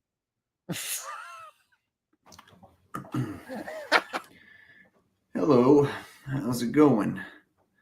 I'd like to address what I like to think are two of the most popular questions in the flat earth world, and they come from ball earthers or globe heads, globbers, whatever you want to call them. They always have the same questions, and so I hadn't been on camera for 10 years, so the way I talk to you now and the way I talk back then, you can tell I'm a total fucking newbie. You can just tell by watching that, like, this is my first flat earth video. Did Eric make a video like this? No. Did Mark Sargent make a video like this? No. Did Jaron make a video like this? Did Patty Steer make a video like this? Did Bro Sanchez make a video like this? Did David Weiss make a... None of them looked in the fucking camera and made a video like this. I was a real guy, and I am a real guy, who made a video in my living room, and I unknowingly infiltrated the controlled rollout of the flat earth. I had no idea when I did this at the time that I had just infiltrated their fucking scripted movement. And they had no idea that I was going to come along. They had no clue some guy named Flat Earth Asshole was just going to appear. I'd like to give my own take on what the answers to those same questions are. First one they always ask is, what difference does it make if it's a globe or if it's flat? Well, what difference does it make if Santa Claus is real or if you actually have to go out and buy those fucking presents and work hard to earn that money? Oh, within a minute of my first video, I make a fucking solid point, which still stands the test of time. What difference does it make if it's flat or a globe? Well, yeah, what difference does it make if Santa delivers presents to all the little boys and girls, or whether it's your mom and dad fucking playing a trick on you? Yeah, what difference does it make? So I made the first minute of my first video, I make a point that still stands the test of time. Now, I'm not going to sit here and watch my whole first video. But you guys, when I hit the scene, I wasn't like them other motherfuckers. And I've never been like them other motherfuckers. I'm nothing like them other motherfuckers. Them other motherfuckers were goddamn actors and shills. I wasn't. That's why I'm still here. And I'm able to tell this story.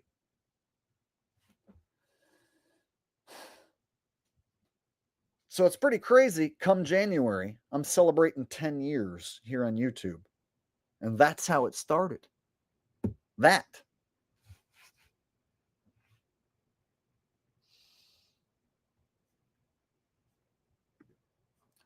Yeah, Russian Vids is a coward shill who won't give his name or show his face. Anyone who won't give their name or show their face is a fucking coward. And you can't take them seriously. Anyone who doesn't show their face, no credibility. Hide your face, hide your name. Call me Jake the Fake when you're too much of a pussy to show your face or give your name. If I show his face and give his name, he'll get the video taken down. How does that work? How does he have a direct connection to the YouTube legal department to get any video taken down where I show his face and give his name? Huh.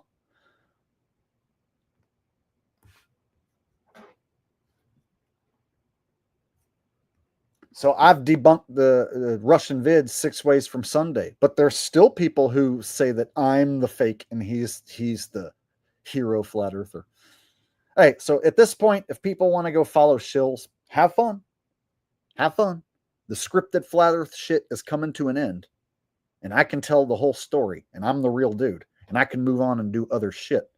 I'll be unaffected by it. That's why you don't see me losing a bunch of subs after the final experiment. That's why you don't see my channel dead in the water right now. In fact, come September, when I pump out week 1 top 10 most rigged plays, I'm guessing it's going to be a fucking banger. So if I start doing walks where I'm telling the truth, talking about all sorts of stuff, and I'm doing NFL content same time, and doing these weekly streams, I'm going to be hitting 100,000 subs. I'm going to be hitting big view counts. This channel is going to be doing just fine. So that whole controlled rollout, yeah, it never involved me. I was the real dude who infiltrated that shit. And now that it's coming to an end, well, I could put it in my rear view. Don't bother me none. This is as real as it gets. Any channel who slanders me, ask if they're giving their real name and putting their face on camera. Any channel who has anything bad to say about me, ask yourself, are they giving you their name? Are they giving you their face? Are they talking to you like this on camera during a live stream? Will they let you ask questions and shit in the chat? No, they don't. So any channel who slanders me usually doesn't show their face or give their name.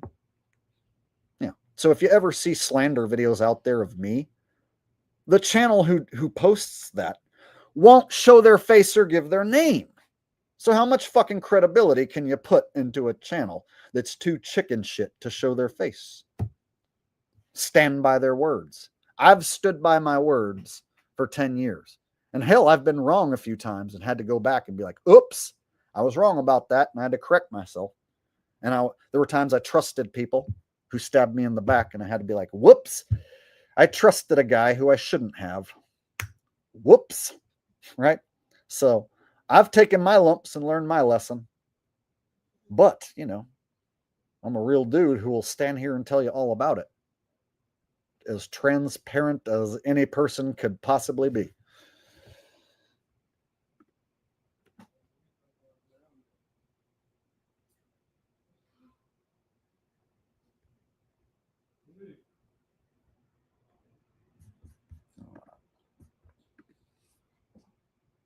Oh shit, it looks like I missed some super chats. My bad. Let me go back and snag these super chats that I missed. I think one of them was asking about Nathan Oakley, Shill Channel. Anyone who's went on with Jaron and had any sort of like scripted debate and shit, such as Nathan Oakley, it's a Shill Channel. He just catered more to the English audience. They had to have some England flat earthers. And Nathan Oakley, he can talk in a way that can convince people that he's highly intelligent, and he can wipe the floor with a fucking globe-tard on occasion and make it look like he's fucking smart. But he's also an unbearable twat, and he causes people to not want to look into the subject, right? So who wants to go hang out with an unbearable twat like him and have the same debate every day?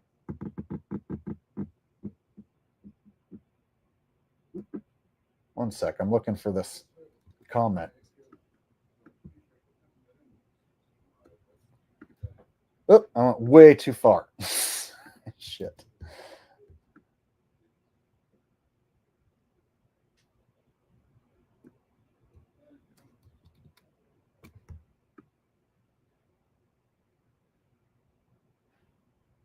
Okay, here it is.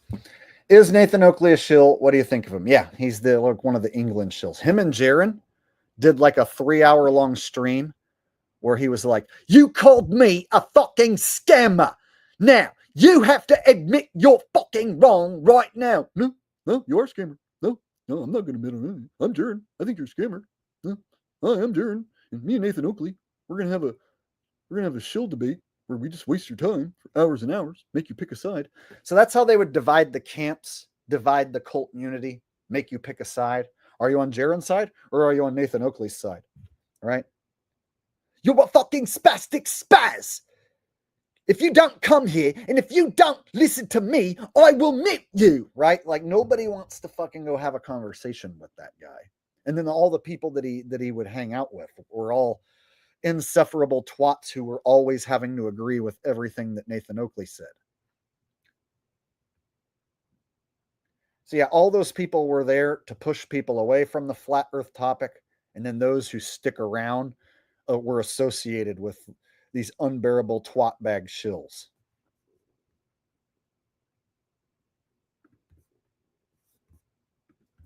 Oh, I got that one. All right.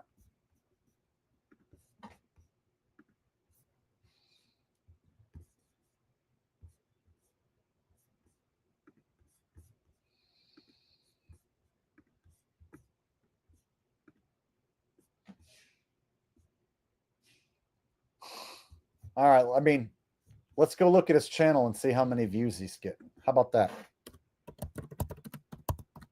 And I know he's got 2 different channels, so we'll look at both of them.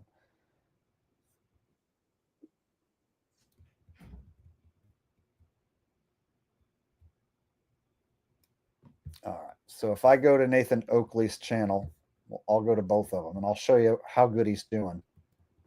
13 days ago, he got 500 views. 2 weeks ago, he got 600 views. So on his lives, let's see how much he gets on these lives. 1,500. Oh, this is from years ago. So I guess this is an old channel.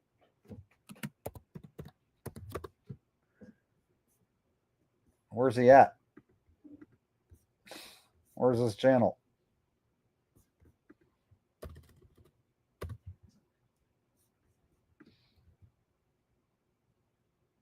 Oh, this one right here, 1980. I think I put 1983. That's Mr. fine. Cheswick with. All right. 139 views. Wow. It's a lot. 125 views. 879. 686. Yeah, these are really, really low view counts for a guy who's been around as long as him. And his lives.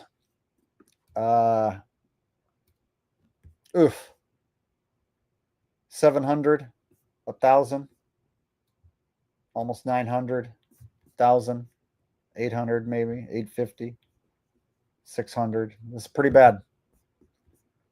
And look, it's the same shit over and over. Simon Dane is a spastic spaz, and I utterly ruined him. How do my balls taste? You're licking my balls right now. I own the mute button. Lick my balls right now. I get less than 1,000 views on every video. And I'm going to keep doing this. Lick my spastic balls right now as I get 600 views. Talking about Simon Dane.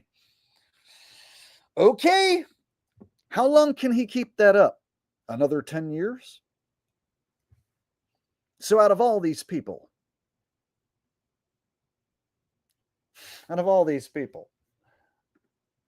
who's doing the best right now?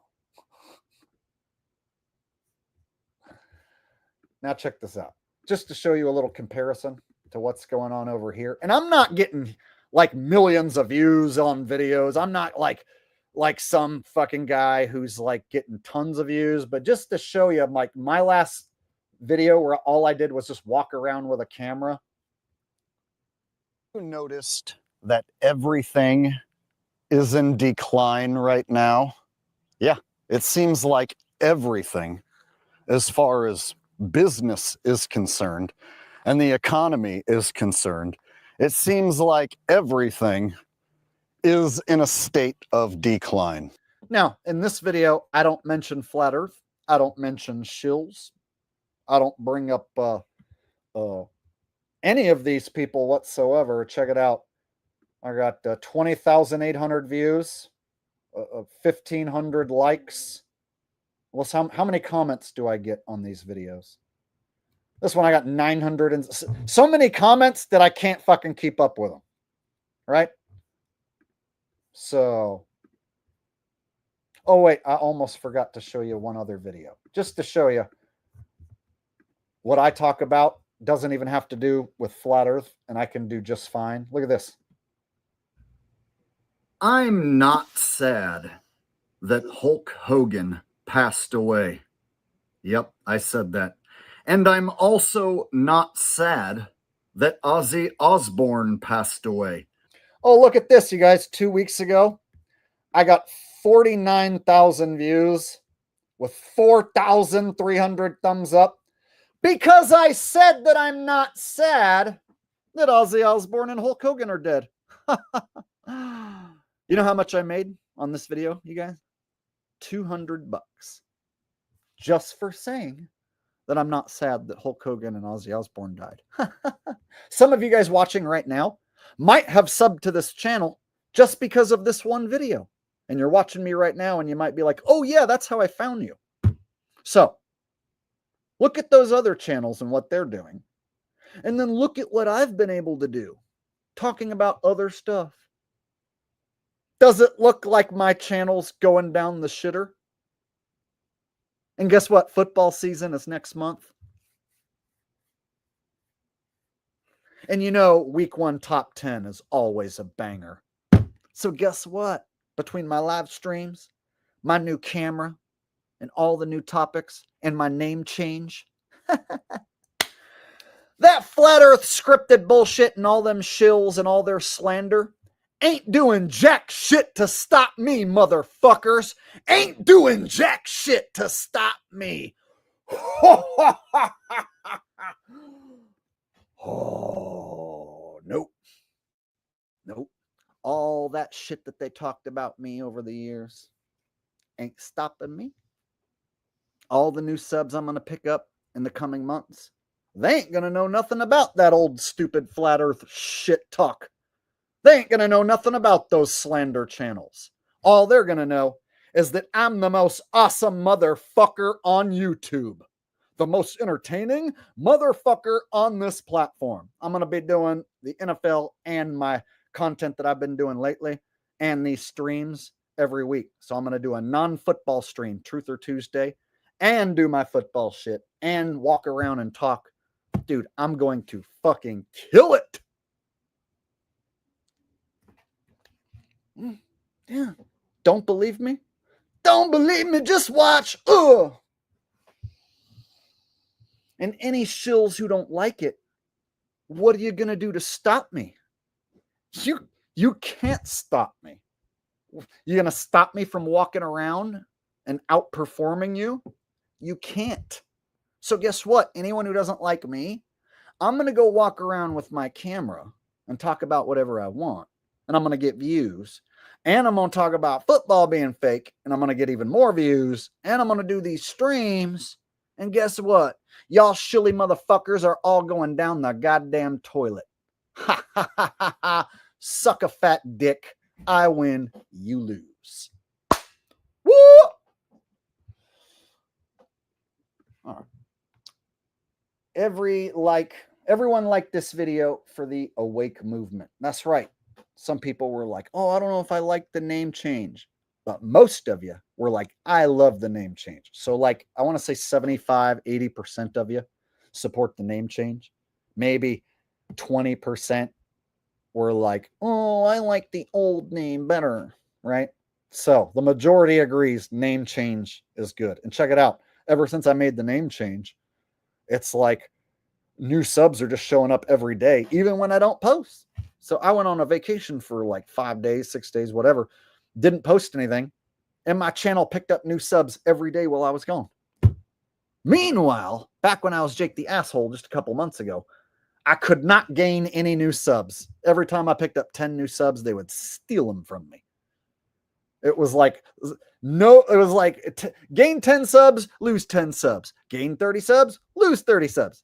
And then I make a video saying I'm not sad Hulk Hogan and Ozzy Osbourne died. And then change my name. And they were like, okay, you figured out how to be unshadow banned. Congratulations. Fucking crazy, dude. So I think I figured out how to finger fudge the algorithm. And I think that YouTube digs me having a new camera. So between all that and NFL season coming, sky's the motherfucking limit.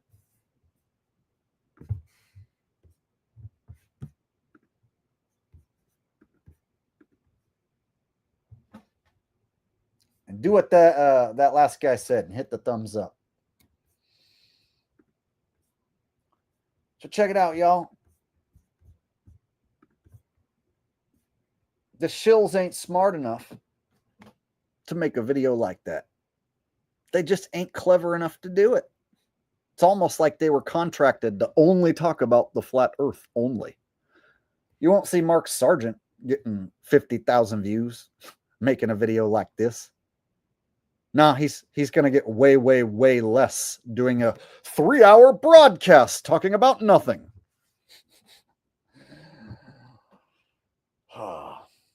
And there's a couple homos, Ronnie and Jason, sitting around wanting to cling to the flat earth, who slandered me. Have fun clinging to that fucking flat earth, which is coming to a scripted end. You bunch of homos.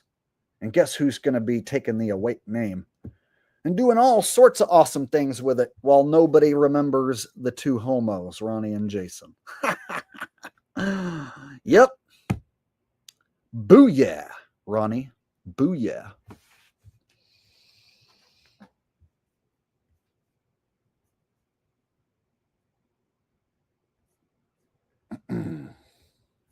Booyah indeed.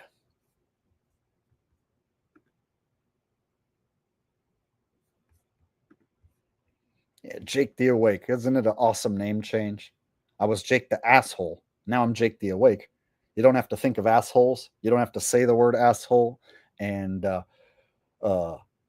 rolls off the tongue now. It rhymes. And it's still Jake and the. And I'm still JTA. So you can still be like, what's up, JTA? And I'm still JTA. See? So I thought about it strategically for hours and hours and hours and hours. And it took me a long time to finally make the move. And I was like, dude, Jake the Awake. There's only Jake the Snake, and then there's Jake the Awake. And since Jake the Awake alphabetically comes before Jake the Snake, once Jake the Snake's old ass fucking dies, I'll be like the only Jake the. So there's Jake the Snake and Jake the Awake. Jake the Snake's old. He's retired. He's going to fucking die soon, right? So I'll be like the most popular Jake the person. See? Like I said, now you guys can share my work with your grandma. You can be like, Grandma, there's this guy who does a funny impression of Roseanne. You have to see it. Grandma, remember you used to watch Roseanne? You have to watch Jake the Awake. He's so funny. He does this. See, so you could share me with your grandma, and now I'm Jake the Awake, right? Whereas before you had to be like, Grandma, check out Jake the Asshole. I don't want to look at anyone's asshole, right? So now you don't have to go through that whole rigmarole.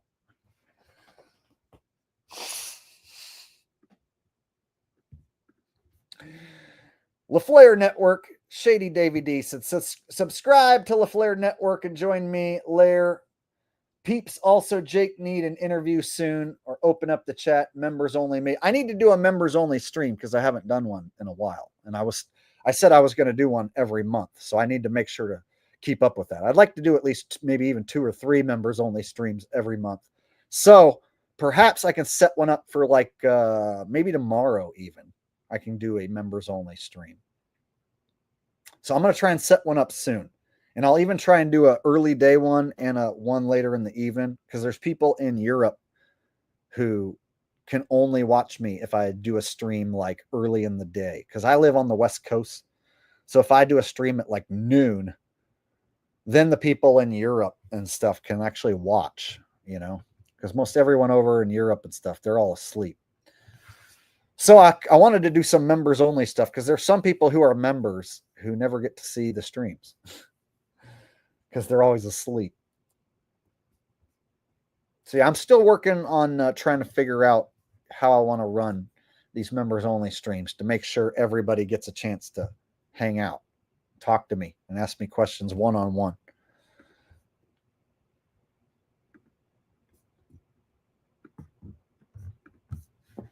Stephen Mutton says, Jaren challenges Elmo to a dick measuring contest. You guys, I'm tired of this puppet talking about my wife. You guys, Elmo went on Sesame Street and he called my wife a whore. I challenged Elmo to a fight and he won't do it. So you know what? We're going to try this. Elmo, I challenge you to a contest. Who has the bigger dick? And I'll even give you 3 inches. Elmo, that's right. If you're listening, I'm going to give you 3 inches. That means if you're a 6, that means I got to be a 9, dude. Good luck, Elmo. Good luck, Elmo. Elmo would never participate in your gay-ass contest, and you already know Elmo is a puppet, and Elmo doesn't even have a dick. So the fact that you're challenging a puppet to a dick measuring contest is not only gay, but it's fucking retarded. It doesn't make Elmo look stupid that you're challenging a puppet to a dick measuring contest. It makes you look like a fucking retarded crazy person for challenging a puppet to a dick measuring contest. Elmo would never accept the dick measuring contest because Elmo doesn't have a dick to begin with. And you know this, which makes you a fucking idiot and an insane crazy person for even mentioning this to begin with. There you go. Just for you. I think I made Holden piss and shit himself with that one. Christopher Britton, 4624, says, it's getting so bad in DC now. Trump has to break out National Guard, flex his muscle some more. Speaking of, that's the next topic we're going to get into. So I think I'm about done talking about the controlled rollout of the flat earth and the final debate. We'll talk more about the final debate as it rolls around. But basically, yeah, they're going to have Will Duffy win the final debate. So yeah, let's move on from that and all those shilly losers, and we will talk about Trump bringing in the National Guard to Washington D.C. That's like the top story. So let's go ahead and switch subjects. Something old, something new.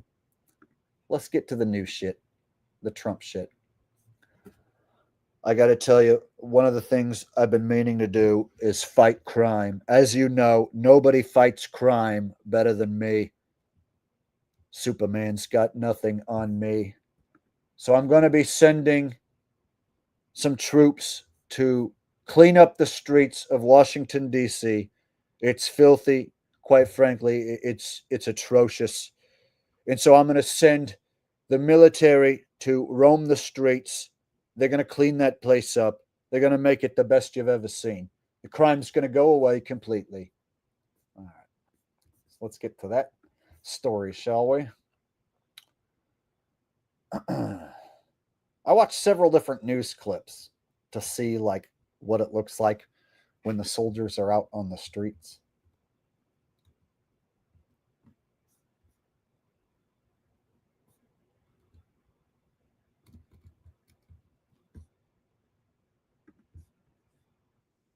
All right. So let's watch the mainstream news that just came out earlier today. This was like, I don't know, a few hours before I started the stream. So here we are, up-to-date news.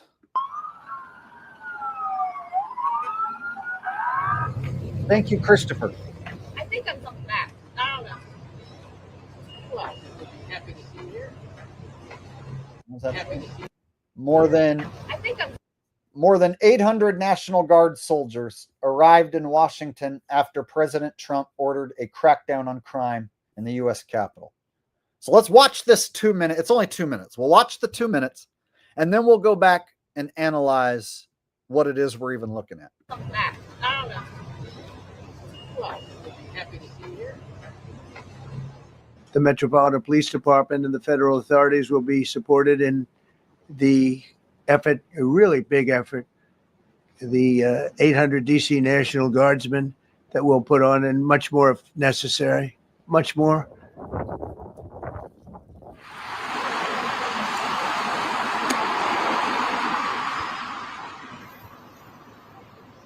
We will work alongside all DC police and federal law enforcement to ensure this city is safe, this city is beautiful. And as I always say about President Trump to the troops, he has their back. And my message to the National Guard and federal law enforcement in Washington is, we have your back as well. Trump's got the troops back, yo. I want you to know I've got you back. Whenever I go to the YMCA, it's because I want to do my little dance with the young men there. And so I like to get down. I like to party, as you know. And all the troops will tell you I've got their back. Nobody has the troops back better than me. I like to hang out with the young men at the YMCA. And I also have the troops back. Everybody knows that about me.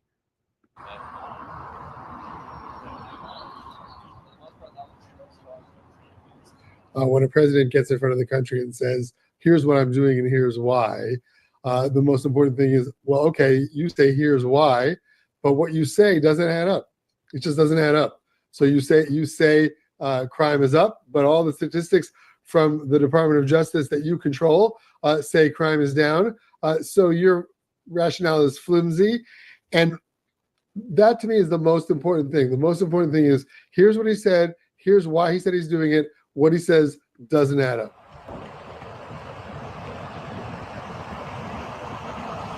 Trump also suggested possible federal intervention in other cities, saying that New York, Los Angeles, Chicago, Baltimore, and Oakland were all very bad. There is a federal statute, the Home Rule Act, that gives the president some authority over DC law enforcement when there's an emergency. I don't think there is an emergency, and therefore I think that it would be possible to challenge his actions as illegal or unlawful, as you asked, as not consistent with his authorization. But I think it would be very unlikely for a court to tell the president, we don't agree with you about whether there is or isn't an emergency. All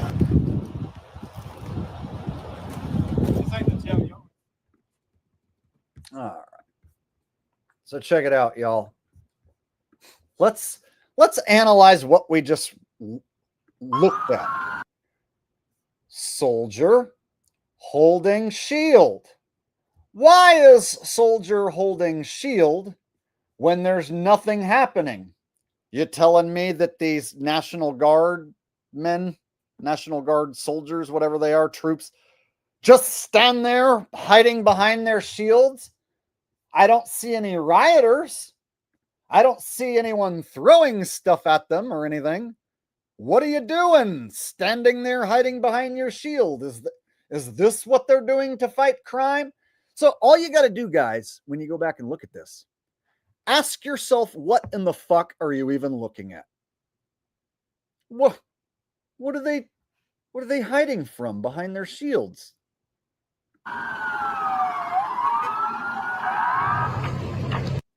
What are we looking at? 3 guys crossing the street. I think I'm coming back. I don't know. What? So are those 3 guys for sure soldiers, National Guard, fucking Trump troops? Or are they just dudes in fatigues? So 3 dudes in fatigues who maybe might be Trump's soldiers, I don't know, are crossing the street. The Metropolitan Police Department and the federal. Did we see any crime fighting? Or did we see guys standing behind shields and guys crossing the streets? Let's see what these soldiers are doing.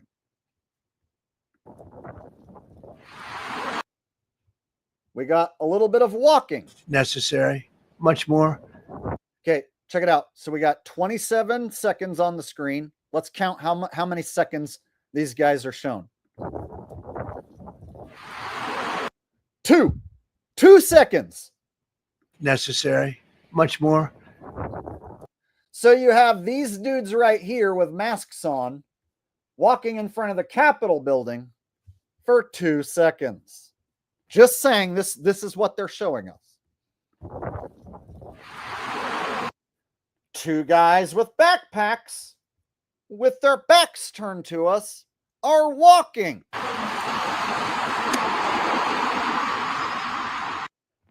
Have we seen any instances of any of these people fighting crime yet? No. No, we haven't.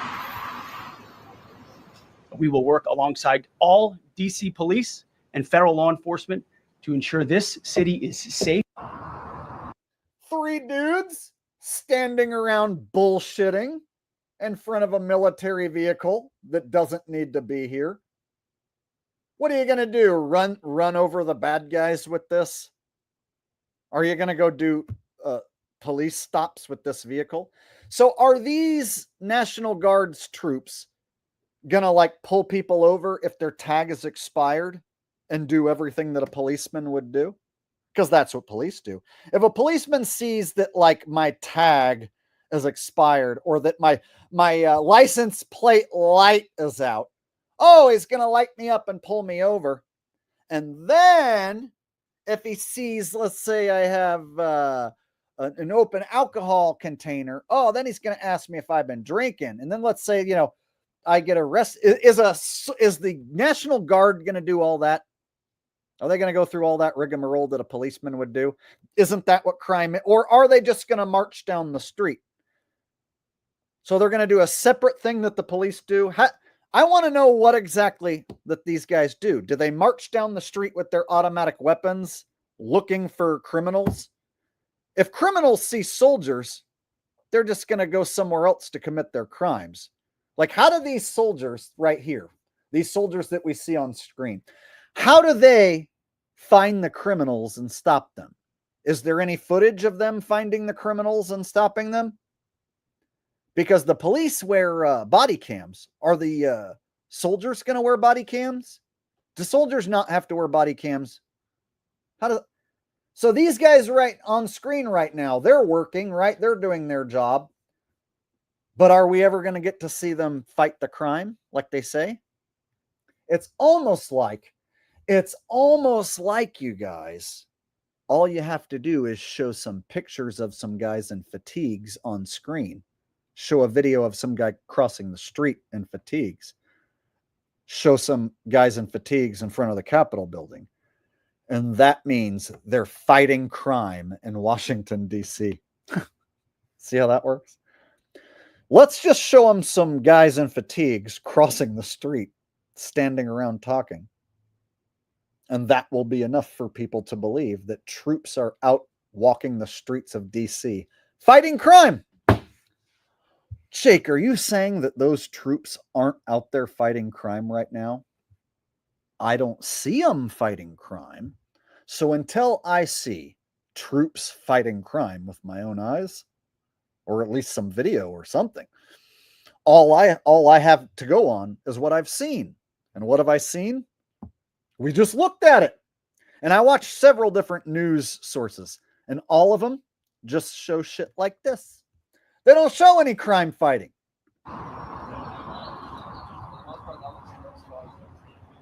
When a president gets in front of the country and says, here's what I'm doing and here's why, the most important thing is, well, okay, you say here's why. There's a... What did we just see? What he says doesn't add up. Guy in fatigues. Puts on backpack. Closes trunk. Aren't you glad that we got to see the clip of that man fighting crime? That's how you know that they're fighting crime. That black guy put on his backpack and then shut the trunk. He went and stopped like 8 armed criminals right after he did that. That black guy that we just saw, he stopped some of the most dangerous criminals from doing dirty deeds in DC. Just after he finished putting on that backpack. We don't have that part on camera, but trust me, that black dude who just closed the trunk, he totally fought crime for the rest of the night.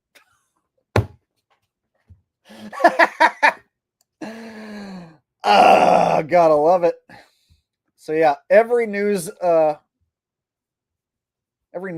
seems to just show the same stupid shit. Maybe a few different guys crossing a different street. But they don't show any actual, like, soldiers bringing criminals down. Or having, like, gunfights with criminals or anything like that. Nope, none of that. All right, so let's check out another one. See if they have anything better to show us. Now, more federal law enforcement agents are highly visible on the streets of Washington, D.C. The White House is defending its decision to take over local police and deploy the National Guard. They say it's an emergency because of violent. Oh, God, do we got a Trump tart in chat? It's better than Kamala. I'd rather have the troops out there running the streets in D.C. than be living under the rule of Commie Kamala. If you don't lick Donald Trump's taint, if you don't drink Donald Trump's jizz, then you must have voted for Kamala. This guy, Jake, with his funny hat, he done must have voted for Kamala, because he ain't drinking Trump's cum right now. Trump tards actually think that the soldiers are fighting crime. And if you tell them that that's not happening, then of course you voted for Kamala. But it's better than Kamala would have won. Okay, Trumper.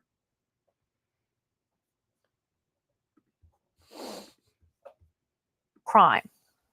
I think it's despicable that Democrats cannot agree that we need more law and order in a city that has been ravaged by violence, crime, murders, property theft. This should be a winning issue for all Americans. But statistics from local police suggest crime has actually been steadily decreasing in D.C. And there are broader questions about why the president is doing this now.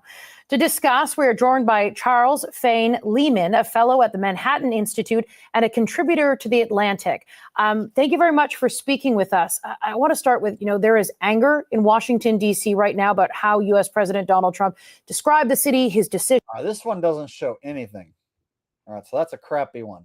Let me try and find one that at least shows some soldiers. Let's just see if we can find anything with soldiers doing anything, right? Any men in fatigues actually fighting any crime? Can anyone find an example of the men in fatigues fighting any crime? Oh, here's a CNN clip that claims that 23 people have been arrested. Maybe they've got some examples of this crime fighting. It has been more than 24 hours since President Trump placed the Washington, D.C. Police Department under direct federal control. He said he's doing this to help combat crime. Today, we have some new answers and some new questions on how this could all play out. This afternoon, the White House gave an update on the latest numbers, saying approximately 850 officers and agents have been surged across the city. We do not know specifically how many of those 850 are national. What are we looking at? Guy standing, guy standing, guy standing. Bullshitting. Just wasting taxpayer money. So imagine this guy makes fucking $75 an hour, and this guy makes $150 an hour, and this guy's making $82 an hour, whatever. You know what I mean? And they're all just standing around bullshitting. Guard troops or National Park Police or FBI agents, which have all been mobilized. The White House says those officers and agents made 23 arrests, including arrests for still shot of 1, 2, 3, 4, 5, 6, 7 agents, and then one guy right here. What are they all trying to arrest this one dude on the sidewalk? Meanwhile, look at this officer here. What's this officer doing? What's this officer doing? Or soldier, whatever. What are they doing? What are you showing us? You're showing us that they're standing around doing nothing is what you're fucking showing us. Homicide, firearms offenses, possession with intent to distribute, narcotics, lewd acts. 23 arrests. Do you have any example? I want to see what it looks like when a soldier walking down the street with a machine gun stops a criminal and arrests him and puts handcuffs on him. I want to see that. Show it to me. Show me the fucking soldiers fighting crime. Stalking, possession of a high-capacity magazine, driving under the influence, and fare evasion in D.C.'s metro. White House Press Secretary Caroline Leavitt said the president... Driving under the influence. I want to see the guys in fatigues with their fucking automatic machine guns doing DUI stops. Yeah. So I want to see it. Show me the soldiers fighting the drunk drivers. I want to see it. And its order will be reevaluated in 30 days. Just moments ago, Trump border czar Tom Homan weighed in on the president's action with this stark assessment. Nothing but still shots. Aren't you glad that we have this picture of this guy and this lady from behind? They had a photographer there to catch this. And then the news is like, let's make sure to show people this, right? So I'm always like the one guy in the world, like, hey, look, they're showing us a still shot of these officers from behind. Why? Isn't there something better they could be showing us? How come nobody with a brain besides me ever asks any simple questions like this? Like, where's the footage? Show me the footage of a soldier stopping a crime at all. Show me. How come it takes me, the guy with the funny hat, to ask the simple, easy stuff that nobody else is talking about? Did you see how them soldiers is in D.C.? Trump's cleaning up this country. Oh, yeah? Show me one soldier stopping one crime. You must have voted for Kamala.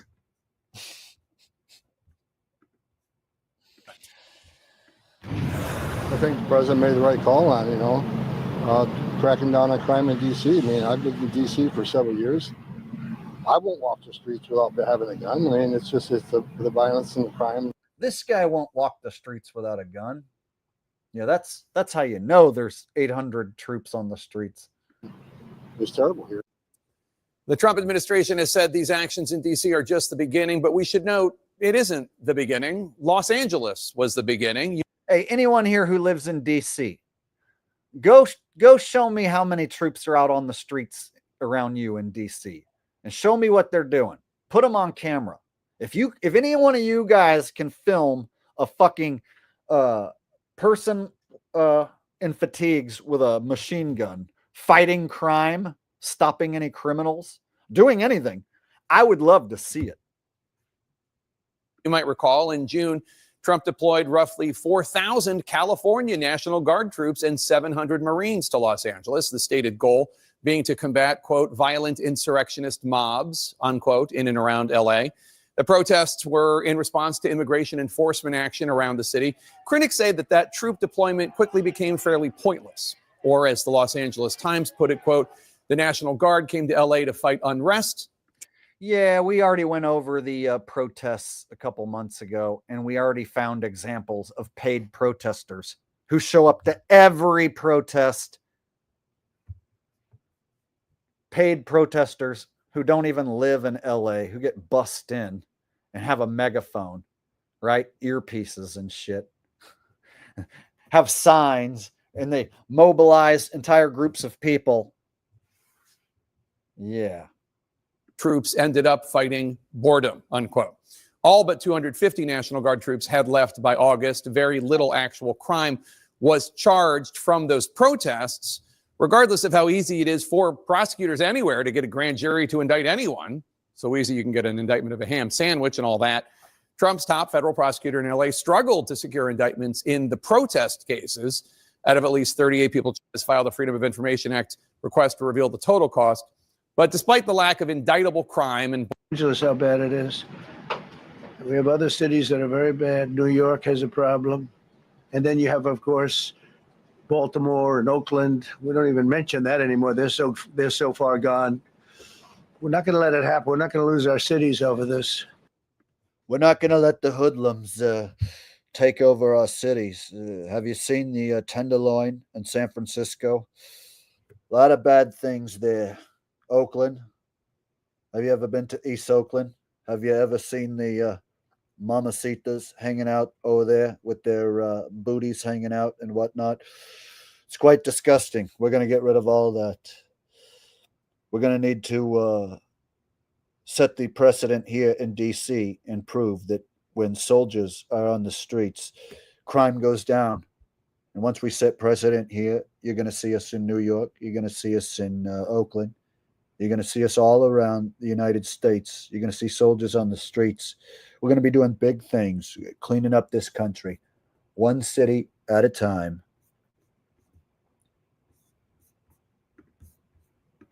The crime is a problem all over the United States, and it has been for decades. But you have to wonder, why would President Trump bring up Los Angeles in his list of very bad cities? Is that an admission that his blueprint plan for troop deployment in American cities didn't work? Or does he think it didn't go far enough? All right. So far, y'all, I looked around. All I got are some still shots and then some videos of some guys in fatigues walking around, standing around, crossing the street. Not one single video clip where guys in fatigues are fighting crime. Not that I can find. So if any of you guys can dig up a clip of any crime fighting by these DC National Guard troops, I would love to take a look at it. But I'm not going to hold my breath. I have a feeling that video ain't going to make its way here because there ain't that video, is my guess.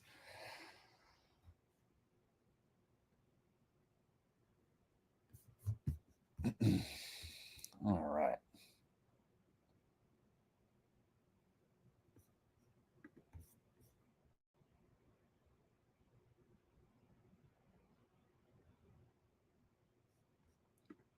When there's a boot on your neck, you'll see what serious is all about. We'll stick a boot in your ass. It's the American way. Trump said bomb them motherfuckers, and that's when they ran and hide. 'Cause we're gonna fight these deep state assholes till the day we die. God bless Trump. God bless Trump. Let's drink some American beer. I'm so sad Hulk Hogan died, and I want to drink Trump's jizz tonight. There you go. That's your favorite song, right? That's a Trumper's favorite tune. We'll stick a boot in your ass. It's the American way. You're gonna think twice when there's a boot on your neck. You're gonna wish Trump was there to give you respect. Sorry.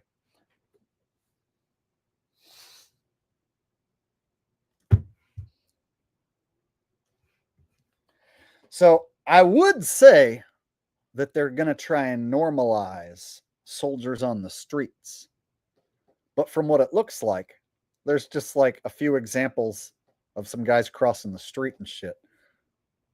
So I don't even know if I buy that there's troops on the streets of DC when all I've seen is some guys standing around crossing the street and shit.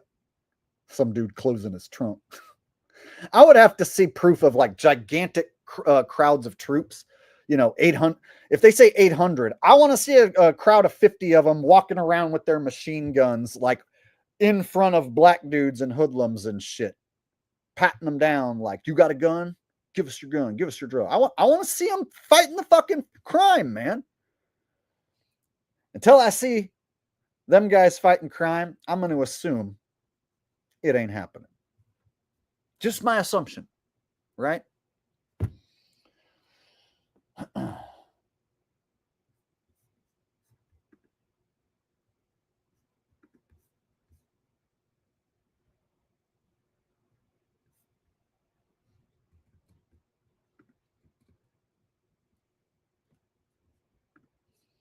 I did a deep dive. I don't think Hulk is dead because they replaced him, and they replaced Brooke Hogan.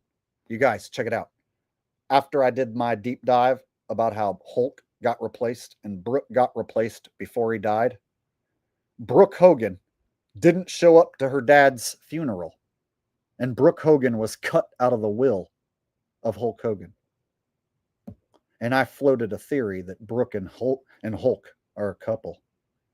Hulk had a thing for his daughter, and both of them were replaced. And she didn't show up to the funeral. Y'all, Hulk and Brooke are living together somewhere. That's my thought. Yep. Just like Kobe and his daughter. Seems there's a thing with these dudes in the big club wanting to get with their own daughter. Know what I'm saying? Just a thought. I'm just a comedian. Just kidding. Or am I? So right now there's a bunch of conspiracy theories and misinformation to keep you away from what I said about Hulk being replaced and Brooke being replaced by different people. And then when you look at all the stuff about Brooke not showing up to the funeral, being cut out of his will, that fits perfectly with what I said, that those two are a couple living together on, who knows, Celebrity Island. Yep. That's what I think. And all the evidence seems to suggest I am correct. And not a single man online has said what I've said about Hulk and Brooke being together and being replaced. Go do your own deep dive. Go look at Hulk Hogan's last interview and go look at Brooke Hogan's last interview. And you tell me if those are the same two fucking people. As Hulk Hogan and Brooke Hogan from a few years ago. Go on. Go look. I dare you. I already did look, and I covered that a few streams ago, so I ain't going to do it again. Anyone can say, oh, Brooke Hogan's a man, Hulk Hogan's got a vagina, whatever.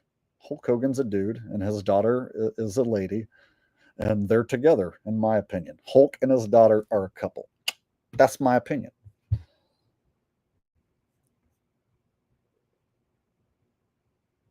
And where he went, that sort of thing is normal. I think Hulk and his daughter are in a place with Kobe and his daughter and other father-daughter couples where that sort of thing is normal and not looked down upon. I'm allowed to think these funny things because it's a big joke that I believe is actually true. Sadly. Hunter Thompson says, Nick Fuentes reminds me of Norm Macdonald. Any thoughts? I don't keep up with Nick Fuentes, and when I did look into him, he's a fucking shill who ties back to like Candace Owens and other right-wing shit. If they're getting millions of views and everyone's talking about them and they're connected to other right-winger shills, then they're fucking shills and actors. You know who's not a shill or an actor? Me. Does Nick Fuentes do breakdowns like me? No. So ask yourself, is he real like Jake? No, because Jake is real and Nick Fuentes is a fucking shill. Speaking of Norm Macdonald, I was gonna do a set and I was gonna talk about lesbians. And they asked me, what are you gonna talk about during your set? And I said I was gonna do mostly an hour about lesbians. And they were like, could you please not talk about lesbians during your set? And so I went up there and I started talking about lesbians, and they started to boo and people started to leave. But I like lesbians. You know what I like most about lesbians is they like to eat each other's pussies. That's what I like most about lesbians. There you go. It's like my norm. I don't do the best norm, but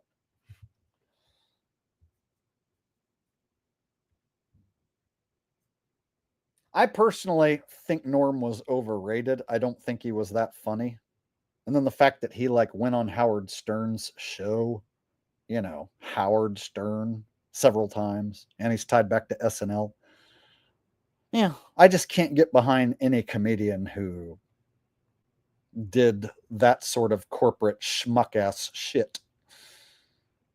See, I'm the comedian that never sold out, never was in any movie, never was in any TV show, never bent over for any Hollywood execs, never had joke writers give me lame jokes to tell. So I do all my shit myself, right? So I am an example of a comedian who's not controlled in any way. So whatever I feel like saying, I just basically say, right?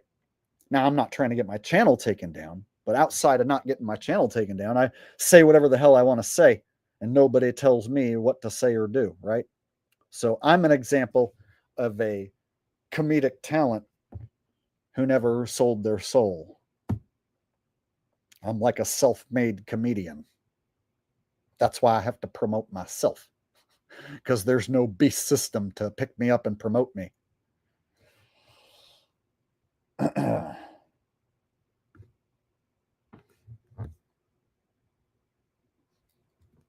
Speaking of Howard Stern, so did you guys see Howard Stern is like done? Nobody likes Howard anymore. His show has fallen to the point where like he's basically done. So we've seen people like Ellen be canceled, finish. Howard, he's canceled and finished. The late night shows are going away. So these huge industries are going away. Vegas, Las Vegas tourism is plummeting. International tourism is plummeting. You guys, it seems the end of the world is being normalized and promoted. Remember when they told us you'll own nothing and you'll like it? Part of owning nothing and liking it is when all these forms of media and stuff go away and we're getting outpriced, right? Like people don't want to spend money on entertainment, so people are cutting the cable cord, they're cutting Netflix, they're cutting Peacock, they're cutting Paramount, right? People are saving their money more and more, not blowing their money going to Vegas, not blowing their money on concerts and sporting events so much, not gambling as much. So it seems to me all of this is not just happening organically, it's by design.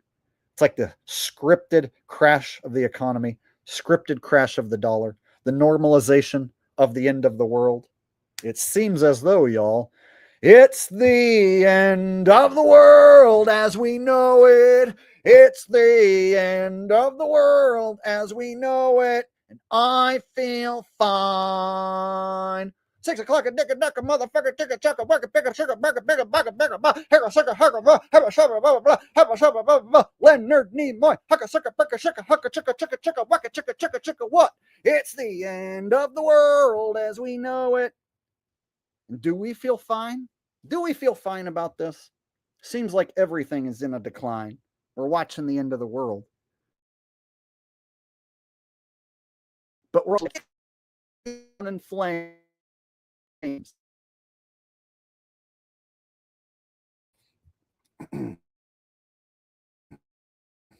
Right? So it's like about it. Aren't you glad you cut the cord with TV? Aren't you glad cord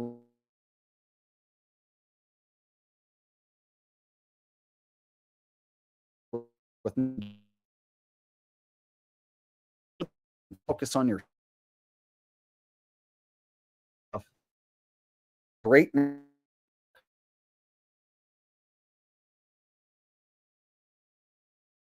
yeah, almost like you own nothing and you like it.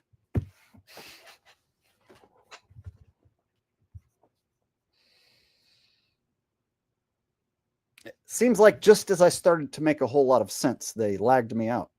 They caused me to glitch and lag out because I was saying something that was relating to a lot of people. Just as I started saying something that relates to a whole lot of people, they made me glitch out and they down throttled my fucking internet feed. Why is that? Why does my internet feed get down throttled? And why do I start glitching out? Right when I start making a whole lot of sense. How does that work? So let me say it again, just in case anyone missed it. It's the end of the world as we know it, and I feel fine, right? They're normalizing, it seems, the end of the world, normalizing the decline of the economy, normalizing the decline of the dollar, and they're making us root for owning nothing and liking it, right? So if you're cutting the cord with Netflix, cutting the cord with Peacock and not going on vacation, not going to concerts, not spending money in Las Vegas, yeah, you're one step closer to owning nothing. And then you'll realize you're wasting your time on all that stuff. And you'll be happy all that stuff is out of your life. You'll own nothing and you'll like it, just like they told you. So right now, they have the scripted downfall of everything. And some of it seems good, like Howard Stern's getting canceled. Good, fuck that guy. He's not funny. Nobody likes Ellen anymore. Good, awesome, right? So some of it, we like. Oh, Hollywood's going down the shit tube. Good, but this is all part of their design, right? So when they bring down these sports leagues, oh, yeah, football, we have to cancel the game because a guy got hurt. We have to cancel so many games because so many guys are getting hurt. Looks like we're going to have to alter the rules. Looks like we're not going to be able to play tackle football anymore. Oh, there's a new disease. No one's allowed to go anywhere. They're going to plug us right back in. So I have a feeling something big's coming, and I feel like it might be another pandemic of sorts. And it would make sense that this next time they crash a bunch of shit just before the next big event happens. So it seems like we're gearing up for some big event, and the downfall of all this shit is like the precursor. It's like the signal that something big's going to go down. It feels to me, I don't know if you guys feel it or sense it, like something major is going to go down, either another pandemic or some sort of 911 event of sorts, something big. I feel like by 2026, maybe 2026 is when it goes down. So perhaps 2025, we see the downfall of all this shit, all these celebrities, Hollywood crashing down, TV crashing down, everybody's ratings going in the toilet, and then something big goes down in 2026. I feel like we're headed for something. All the signs seem to be pointing that way. What is it? What's going to happen? Do you guys feel it? Do you feel like something big is about to go down? Similar to 2020, but maybe worse this next time?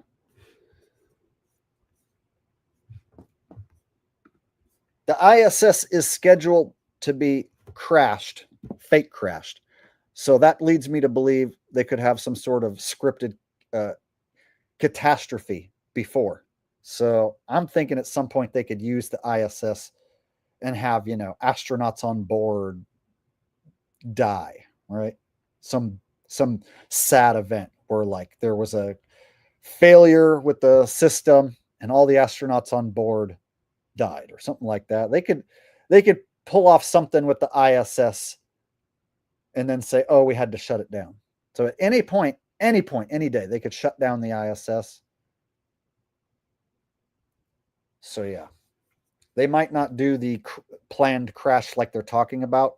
And instead it could happen any day. They could just end it and say, oh, there was a failure on the ISS and it's too dangerous to keep the astronauts there. So the astronauts left the ISS and now the ISS is just sitting there. No one's there. And they're going to stop doing it. See what I'm saying? So any day they could just say that that's done. Swipe it under the rug. Hardly anyone will even remember. Within a year or two, hardly anyone will even remember there ever was a space station.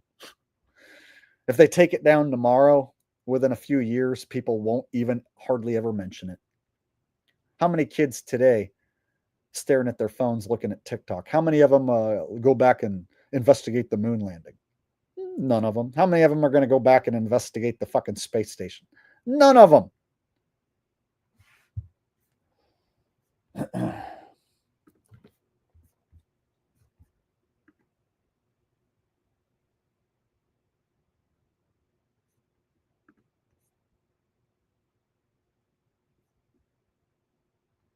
All right.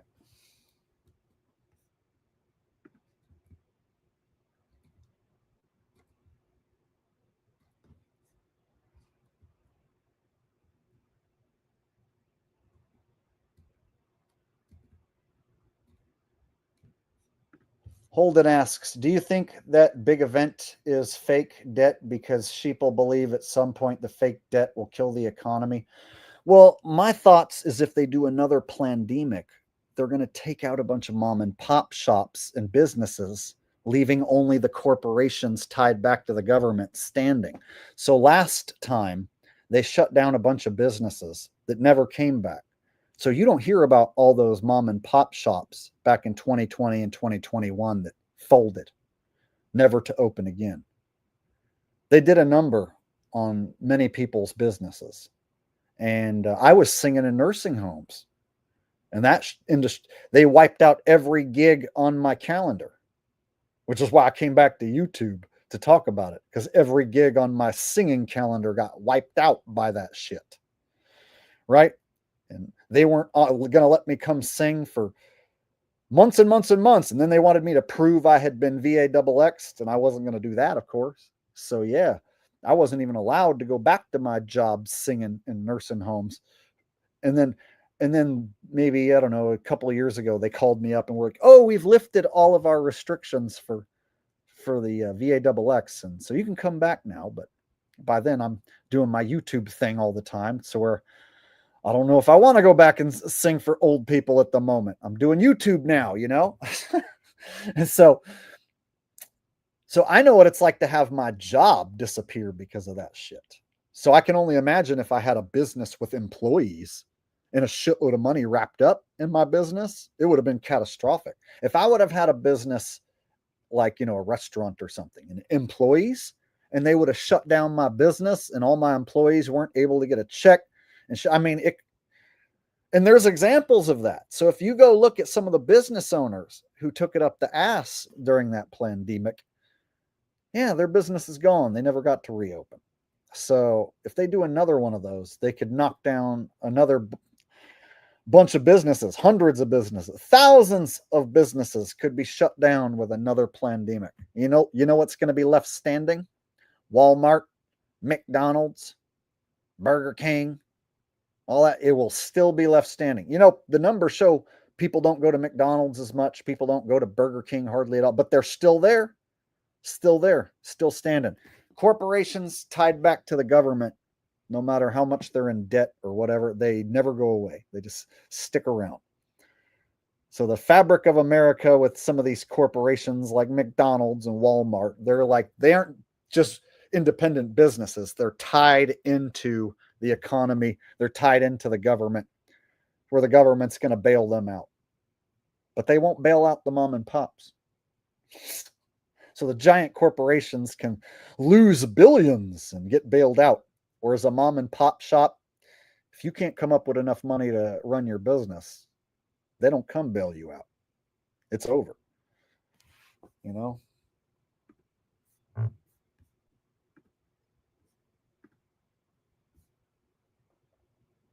I know a friend who had a car lot that got destroyed during the COVID. And he lost $200,000 on a car lot business. He had $200K tied up in cars and a lot. And right when he got it, almost right when he got it all set up, is when 2020 went into full gear. Imagine losing, I can't imagine losing $200,000. And I have a friend who he's not got all his finances back in order, but he's doing okay now. He's not financially ruined, but he can tell the story that he lost $200K and it not bother him too bad because he's back on his feet and got other business ventures. But so I know a guy that almost was ruined by it, but he's business savvy enough that he's okay now. But still, just the story of losing $200K from somebody who I know personally on just a car lot business. Fuck, dude. They can destroy so many businesses with the next pandemic. And that's not even talking about them trying to get people to take more jabs. This is just the business side, the economy side.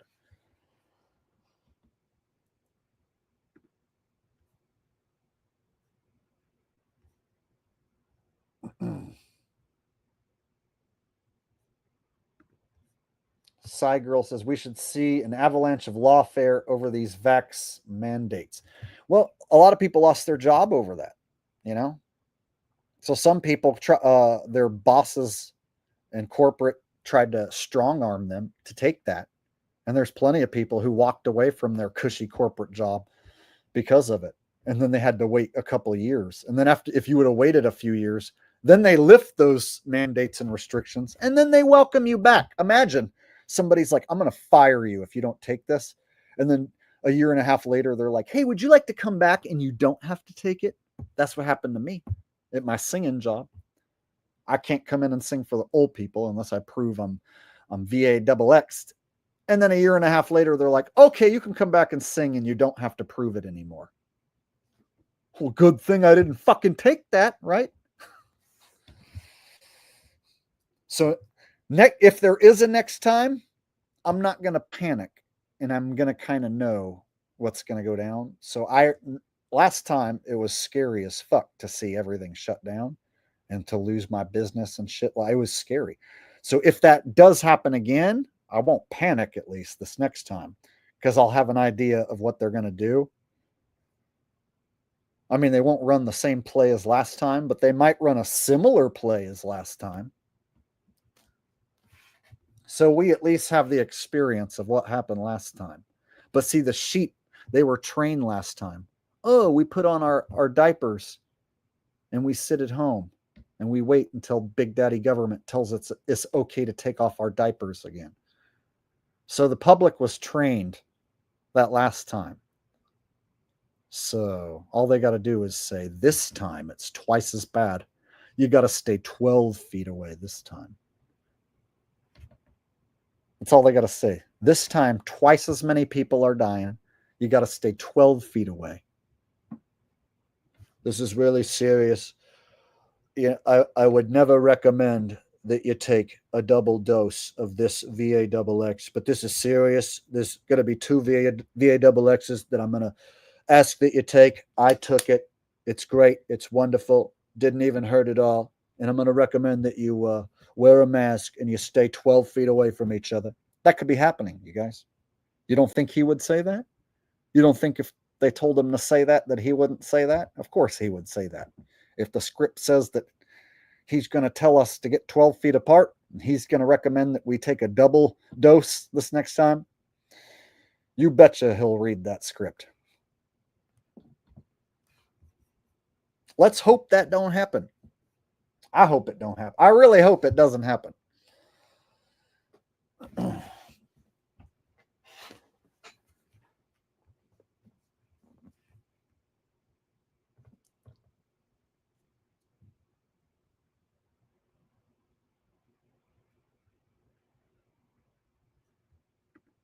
Clean your camera lens, Jake. You got a couple boogers or something on there. No, I don't. My camera lens? It's my laptop's camera. So it's a tiny little thing. I can smudge it off with my shirt. But I wiped off my screen the other day, so I know there's no boogers on there.